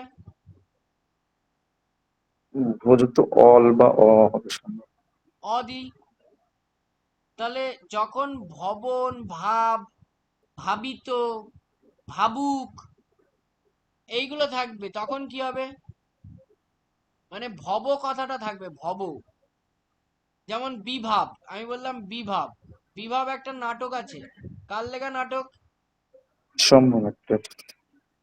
হ্যাঁ, আমরা এটাকে করব বি ভূ যোগ অ, বিভাব। তাহলে যখন এই ভূ হবে তখন ভব বা ভাব এরকম থাকবে। আর যখন ভজ হবে তখন ভক্তি থাকবে, ভক্তি। ভক্তি থাকলে ভজ ধাতু, আর ভাব থাকলে ভূ ধাতু। যেসব অব্যয় বা অব্যয়স্থানীয় ধ্বনি বা ধ্বনিগুচ্ছ স্বাধীন পদ হিসেবে বাক্যে ব্যবহৃত হতে পারে না, কিন্তু অন্য ধাতু বা শব্দমূল বা শব্দের পূর্বে বসে, তাদেরকে কি বলে? পূর্বে বসলে উপসর্গ সম্ভবত। সম্ভবত না, সঠিক। তারপরে দেখুন, যে অর্থহীন বর্ণগুচ্ছ বা চিহ্ন শব্দের শেষে যুক্ত হয়ে শব্দটিকে নির্দিষ্ট, সীমিত, বিশেষিত বা দতিত করে, তাকে কি বলে? শব্দের শেষে দেখি কি হয়, উত্তর কি বলেন? বিভক্তি। না, নির্দিষ্ট করে বলেছে না, শব্দটিকে নির্দিষ্ট করে, তার মানে আচ্ছা, শব্দটা নির্দিষ্ট। এক বচন না বহু বচন, তার মানে নির্দেশক হবে। আচ্ছা, ঠিক আছে, এই শব্দগুচ্ছকে মনে রাখুন। কিন্তু ওই যে নির্দিষ্ট বিশেষিত, দোতিত এইগুলো বলার ফলে আর কি কনফিউশনটা তৈরি হয়েছে। বিভক্তি কিন্তু বিশেষিত করে না, নির্দেশক করে। আচ্ছা, প্রকৃতপক্ষে হ্যাঁ, কোন শব্দগুলি খাঁটি বাংলা শব্দ? তদ্ভব। চপ্পল কোন ভাষার শব্দ? পাঞ্জাবি। পাঞ্জাব, এটা জানি না স্যার, হিন্দি। আচ্ছা, এইটাতে আমি জানি অনেকে কনফিউশনে পড়বে। ঢাকেশ্বরী, বলুন না তো কি স্যার, হবে? ঢাকা যুক্তেশ্বরী বাংলা সন্ধি। হ্যাঁ, আমি তো ভাবলাম যে অনেকে ঢাক বলবে কিনা। ঢাকা যোগ ঈশ্বরী। আচ্ছা, কোশ্চেন সোজা হয়েছে ব্যাকরণের সাইড, পরের দিন কিন্তু কোশ্চেন একটু জটিল হবে। সবাইকে বললাম আপনারা প্র্যাকটিস করবেন, আমি তো বোঝাবো কিন্তু আপনারা প্র্যাকটিস করবেন। পরের সোমবারে যে প্র্যাকটিস সেটটা আসবে সেটা কিন্তু একটু কোশ্চেন কঠিন হবে। হ্যাঁ, ওইরকমই করবেন, একটু ব্যতিক্রম, যাতে আমাদের আর কি কনফিউশন গুলো দূর হয়। আচ্ছা, মনোভিলাস কোনটা হবে বলুন তো? মনযুক্ত অভিলাষ। মনোযুক্ত অভিলাষ। Very good. বিসর্গ তো চেঞ্জ হয় ওতে, তাই তো? বিসর্গ চেঞ্জ হয় কিসে? বিসর্গ ওতে চেন, তপযুক্ত বন, তপবন, ওইরকম হয় আর কি। ইয়েস। রঙে রঙে মেতেছে ভুবন, রঙের করণে রঙের বিপ্লব। দ্বারা, রঙের করণে রঙের বিপ্লব। দ্বারা, তাহলে এটা হবে করণে বিপসা। বিপসা মানে দুই, বিপসা কথার অর্থ দুবার, একই দুবার শব্দ ব্যবহৃত হয়েছে। দুবার বসেছে। কোথাও কোথাও পুনরাবৃত্তিও থাকে, কোনটা তাহলে সঠিক হবে স্যার? পুনরাবৃত্তি না দুই? পুনরাবৃত্তি বিপসা কথার অ্যাকচুয়াল অর্থ দুইবার। হ্যাঁ, কারণ আচ্ছা, আমি ব্যাকরণ বইগুলোতে ফলো করেছি কয়েকটা মানে অথেন্টিক বই, অভিধান। সেখানে দুইবারই লেখা আছে। এইবার বাই চান্স দেখা গেল দুইবার নেই, যদি পুনরাবৃত্তি থাকে তাহলে পুনরাবৃত্তি, আর যদি দুটোই থাকে তাহলে দুইবারই দেবেন। বেশ। কারণ পুনরাবৃত্তি বলতে দুবার বোঝায় না, বারংবার বোঝায়, তাই না? হতে পারে, হ্যাঁ, ঠিক। মেঘের কোলে রোদ হেসেছে, বাদল গেছে টুটি, তাহলে রোদটা কি কারক? রোদ এসেছে। কোন কর্তা? উপবাক্যীয় কর্তা, আলংকারিক কর্তা, সাধন কর্তা না প্রযোজ্য কর্তা? উপবাক্যীয় কর্তা। না না না, একটুখানি ভালো করে সাধারণ ভাবুন, কর্তা। একটু ভালো করে ভাবুন। আচ্ছা, সাধন কর্তা। রোদ এসেছে, অলংকারিক কর্তা তো যন্ত্রার্থ করণ, সাধন কর্তা। আলংকারিক কর্তা মানে কি? যখন কোনো প্রাকৃতিক বস্তু বা প্রাকৃতিক ঘটনা যখন কর্তার জায়গা দখল করে তখন তাকে আলংকারিক কর্তা বলে। কি বললাম? যখন কোনো হ্যাঁ, প্রাকৃতিক বিষয় কর্তার জায়গা দখল করে তখন তাকে বলা হয়, কি বলা হয়? অলংকারিক। তাহলে এখানে রোদটা কি প্রাকৃতিক ব্যাপার তো নাকি? হ্যাঁ হ্যাঁ, তাছাড়া অন্য কিছু হবে বলে মনে হচ্ছে না। হ্যাঁ, তাহলে যেহেতু এটা প্রাকৃতিক ব্যাপার তাহলে এটা কি হবে? ওই অলংকারিক কর্তা। আলংকারিক কর্তা হলো। হ্যাঁ, এইবার আমি আপনাকে বলি, যেমন আমরা ছোটবেলায় একটা কবিতা পড়েছিলাম, আমি পড়িনি, মানে এখন যারা পড়ছে তারা পড়ে আর কি, যে আকাশ আমায় শিক্ষা দিলে উদার হতে ভাইরে, তাই তো? আকাশ আমায় শিক্ষা দিল, এরকম একটা কবিতার লাইন আছে, ক্লাস 4-এর একটা বইতে আছে, বাংলা বইতে। তো আকাশ আমায় রবীন্দ্র। শিক্ষা দিল, ওই আকাশের তলায় দাগ রয়েছে, ওটা কি করতে হবে? আলংকারিক কর্তা হবে। আলংকারিক করতে হবে, পরিষ্কার কথা। কি বললাম বুঝতে পেরেছেন নাকি? হয়েছে। আমি যদি বলি যে তটিনী মানে নদী চলেছে অভিসারে, তটিনীর তলায় দাগ, কি করতে হবে? এটাও আলংকারিক কর্তা হবে। হ্যাঁ, আলংকারিক কর্তা মানে বুঝতে হবে, মনে রাখবেন, প্রাকৃতিক। মনে থাকবে তো? হ্যাঁ স্যার। আর সাধন কর্তা যখন হবে তখন হবে কোনো বস্তু, কোনো বস্তু যদি কোনো কাজ ইন্দ্রিয় করে, গ্রাহ্য। ইন্দ্রিয় হ্যাঁ, খাদ্য কোনো একদম। বস্তু দ্বারা। কোনো বস্তু যদি কোনো কাজ করে তখন তাকে সাধন করতে হবে, এটা একটু মাথায় রাখবেন। পরে দেখুন রয়েছে গঠনগত দিক থেকে প্রত্যয়কে কটি ভাগে ভাগ করা যায়? 3টি ভাগে ভাগ করা যায়। আমি বলে, ধাত্ববয়ব ধরে বলছেন? হ্যাঁ কৃৎ প্রত্যয়, তদ্ধিত প্রত্যয় আর ধাত্ববয়বটাকে ধরে 3 প্রকার বলছেন, তাই তো না? হ্যাঁ, ধাত্বভাব তো ধরতে হবে, কারণ ওটাও তো একটা নতুন প্রত্যয় যেটা ধাতু তৈরি করে, তাই না? হ্যাঁ হ্যাঁ, ধাতুর অবয়ব তৈরি করে আর কি। হ্যাঁ, তাহলে মনে রাখবেন যে কৃত, তদ্ধিত আর ধাত্বভাব। গুলিয়ে দেওয়ার মতন কোশ্চেন, কিন্তু 3টেই করতে হবে, দুটো করা যাবে না। হ্যাঁ হ্যাঁ, মানে কোনো কোনো ব্যাকরণ বই 2 প্রকারই করে, কৃৎ প্রত্যয় আর তদ্ধিত প্রত্যয়। ধাত্ববয়ব প্রত্যয় কৃৎ প্রত্যয়ের মধ্যেই রেখে দেয় অনেক আচ্ছা, সময়, যেহেতু ধাত্ববয়ব মানে কি বাকিরা একটু জেনে নিন। ধাতু যোগ অবয়ব, সন্ধি করে দিন, ধাতু যোগ অবয়ব। এই ধাতুর অবয়ব মানে গঠন, যে প্রত্যয় ধাতুর মতন আরেকটা গঠন তৈরি করে দেয় তাকে ধাত্ববয়ব প্রত্যয় বলে। আ প্রত্যয়কে ধাত্ববয়ব প্রত্যয় বলা হয়, মনে রাখবেন। হুম, আ প্রত্যয়কে ধাত্ববয়ব প্রত্যয় বলা হয়, খুব খুব ইম্পর্টেন্ট। পরে প্রত্যয় যোগের শব্দ বা ধাতু তৈরির সময় গুণের স্বর, গুণ মানে বৃদ্ধি স্বর, সম্প্রসারণ প্রভৃতির ফলে প্রকৃতি অংশটির যে স্বর পরিবর্তন হয় তাকে কি বলে? উপধা, অপশ্রুতি, ইত না সম্প্রসারণ? শ্রুতি উপধা হবে না, ই তো মানে লোপ পাওয়া হবে না, সম্প্রসারণ তো এখানেই বলেছেন অপশ্রুতি হওয়ার সম্ভাবনা বেশি।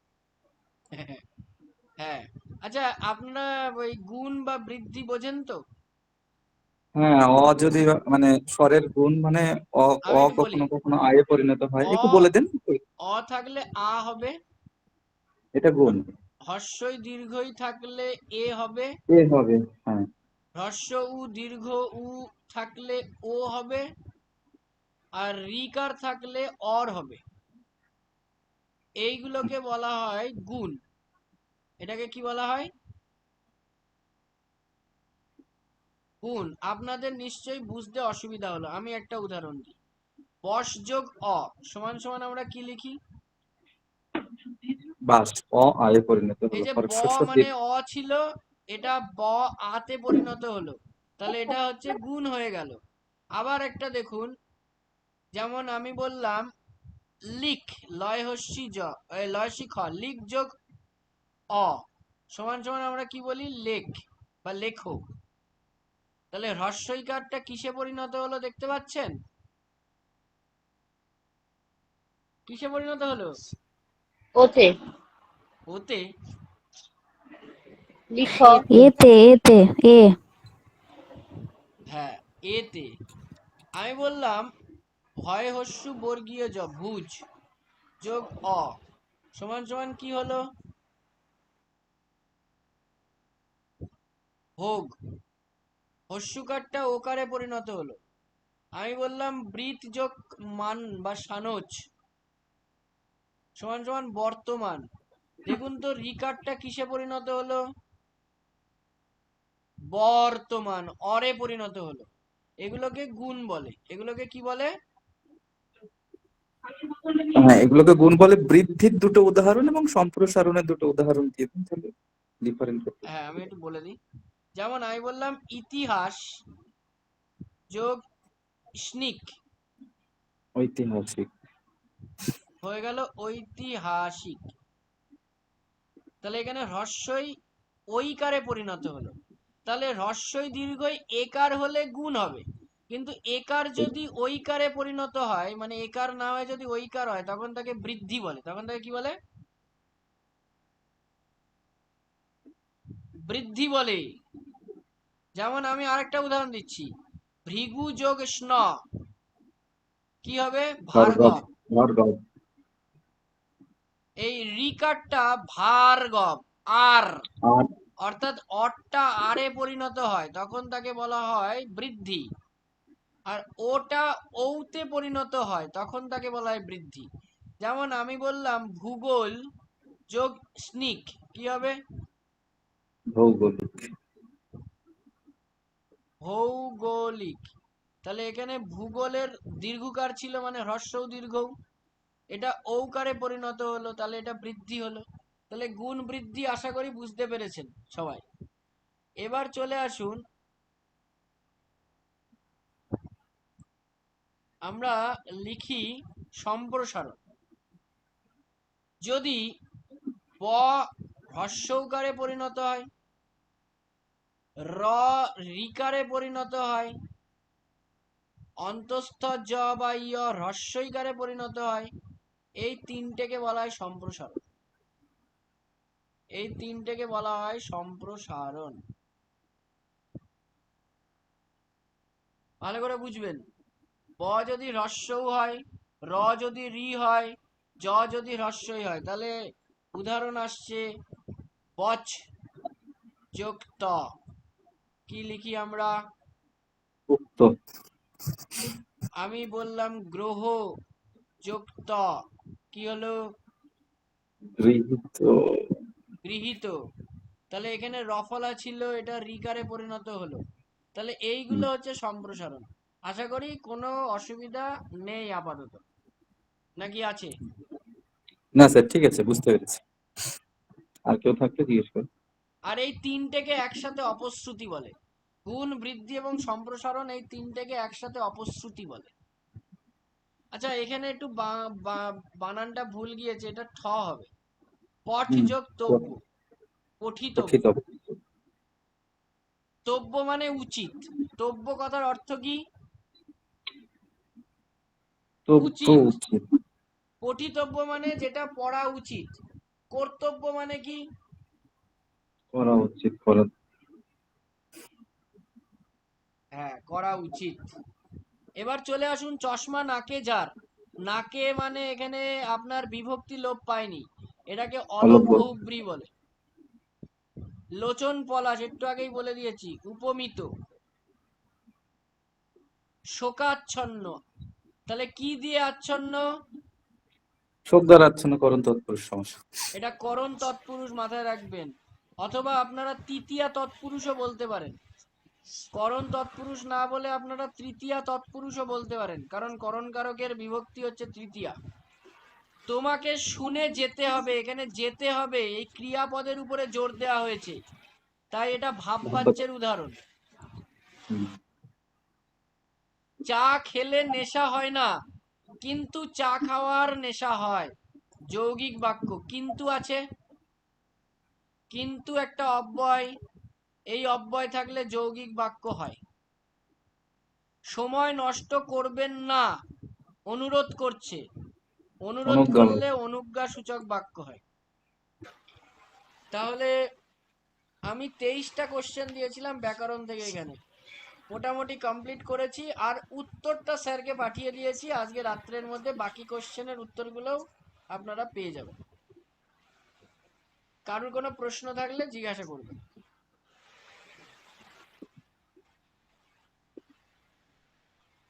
কারোর কোনো প্রশ্ন থাকলে জিজ্ঞাসা করুন।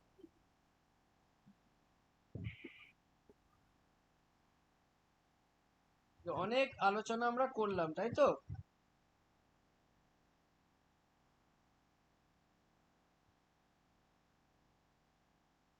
বলুন সবাই একটু। আজকে আমরা অনেক কিছু আলোচনা করলাম, নাকি? হ্যাঁ স্যার, অনেক কিছুই মানে কি জানা হলো। ঠিক আছে, জিজ্ঞাসা নেই। খুব ভালো ক্লাস হচ্ছে বা জানা হচ্ছে, কিন্তু 3টে প্র্যাকটিস সেট একদিনে সলভ করতে গিয়ে অনেক চাপ হয়ে যায় আর কি। এটা একটা কথা করা যায় না, এটা করা যায় না আর কি। এতে আমারও চাপ হয়, আপনাদেরও চাপ হয়। হ্যাঁ, 2 দিন করলে হয়তো ভালো হতো, কিন্তু হয়তো সময় দিতে পারবেন কিনা বুঝতে পারছি না। হ্যাঁ, সেটা আপনারা গ্রুপে আছেন, স্যার আছেন, আপনারা স্যারের সাথে আলোচনা করতে পারেন। তো একটু সময় কম হলে অসুবিধা নেই, কিন্তু যেহেতু 3টে প্রশ্ন, মানে 180 মার্কের প্রশ্ন, সেটা একদিনে বসে সলভ করা অনেকটা কঠিন আচ্ছা হয়। বলুন তো, বিদ্যাপতিকে পঞ্চপাশক হিন্দু কে বলেছেন? সম্ভবত অশোক কুমার বন্দ্যোপাধ্যায়। না, হরপ্রসাদ। আচ্ছা, মহোপাধ্যায় হরপ্রসাদ শাস্ত্রী পঞ্চপাশক হিন্দু বলেছেন বিদ্যাপতি। বিদ্যাপতি কোন ভাষায় পদ রচনা করেছেন? ব্রজবুলি ভাষায় বলা হয়। বিদ্যাপতি শিষ্যকে মানে ভাব শিষ্যকে? গোবিন্দ। বিদ্যাপতি কোন পদ রচনায় শ্রেষ্ঠত্ব অর্জন করেছেন? মাথুর বা বিরহ। বলুন। মাথুর বা বিরহ পর্যায়ের পদ রচনা। মাথুর বা বিরহ পর্যায়ের পদ, এবং প্রার্থনা পর্যায়ের পদেও তিনি শ্রেষ্ঠত্বের অধিকারী। হ্যাঁ হ্যাঁ, মাথুর এবং প্রার্থনা, তাই তো? হ্যাঁ। আচ্ছা, বিদ্যাপতির কোন কাব্যকে চম্পু কাব্য বলা হয়? কীর্তি পতাকাকে? কীর্তি পতাকা না কীর্তিলতা? হ্যাঁ, কীর্তিলতাটাই প্রথম, গদ্য পদ্য মিশ্রিত কাব্যকে চম্পু কাব্য বলা হয়। তাহলে কোনটা হবে বলুন? এই দুটোর মধ্যেই স্যার, দুটোর মধ্যেই হবে, অন্যগুলোর মধ্যে হবে না। হ্যাঁ দেখো, সে তো অবশ্যই দুটোর মধ্যে হবে, কিন্তু কোনটা হবে, কীর্তিলতা না কীর্তি পতাকা? এনিওয়ান? স্যার কীর্তিলতা। কীর্তিলতা। আচ্ছা, বিদ্যাপতি নিজেকে কি কবি বলতেন? পালন করি। খেলোয়াড় কবি।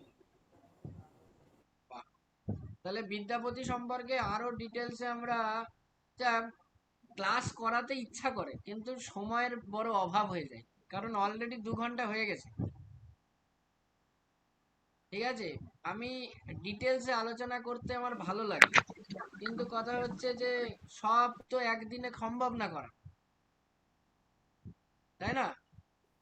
স্যার হ্যাঁ স্যার, তাহলে সাহিত্য ইতিহাসের জন্য একদিন ক্লাস করাতে হবে। হ্যাঁ, সাহিত্যের ইতিহাসটাও একটু মানে এইরকম, যেমন আমি এখন বললাম বিদ্যাপতি সম্পর্কে কয়েকটা প্রশ্ন বা তথ্য, হ্যাঁ, যেমন এরকম যে কোনো এরকম। একটা টপিক নিয়ে একদিনে যেমন চর্যাপদ দিয়ে শুরু করলে সেটার ডিটেলসে আলোচনা করা যেতে পারে। হ্যাঁ ঠিক বলেছেন। হ্যাঁ, দেখি আমি স্যারের সাথে একটু কথা বলবো পরে, ঠিক আছে? তো আমি বাদ বাকি প্রশ্ন মানে উত্তরের সেটটা স্যার আপনাদেরকে দিয়ে দেবে, আর আপনাদের একটা বাকি আছে মনে হয় উত্তর পেতে, 2 নম্বর নাকি?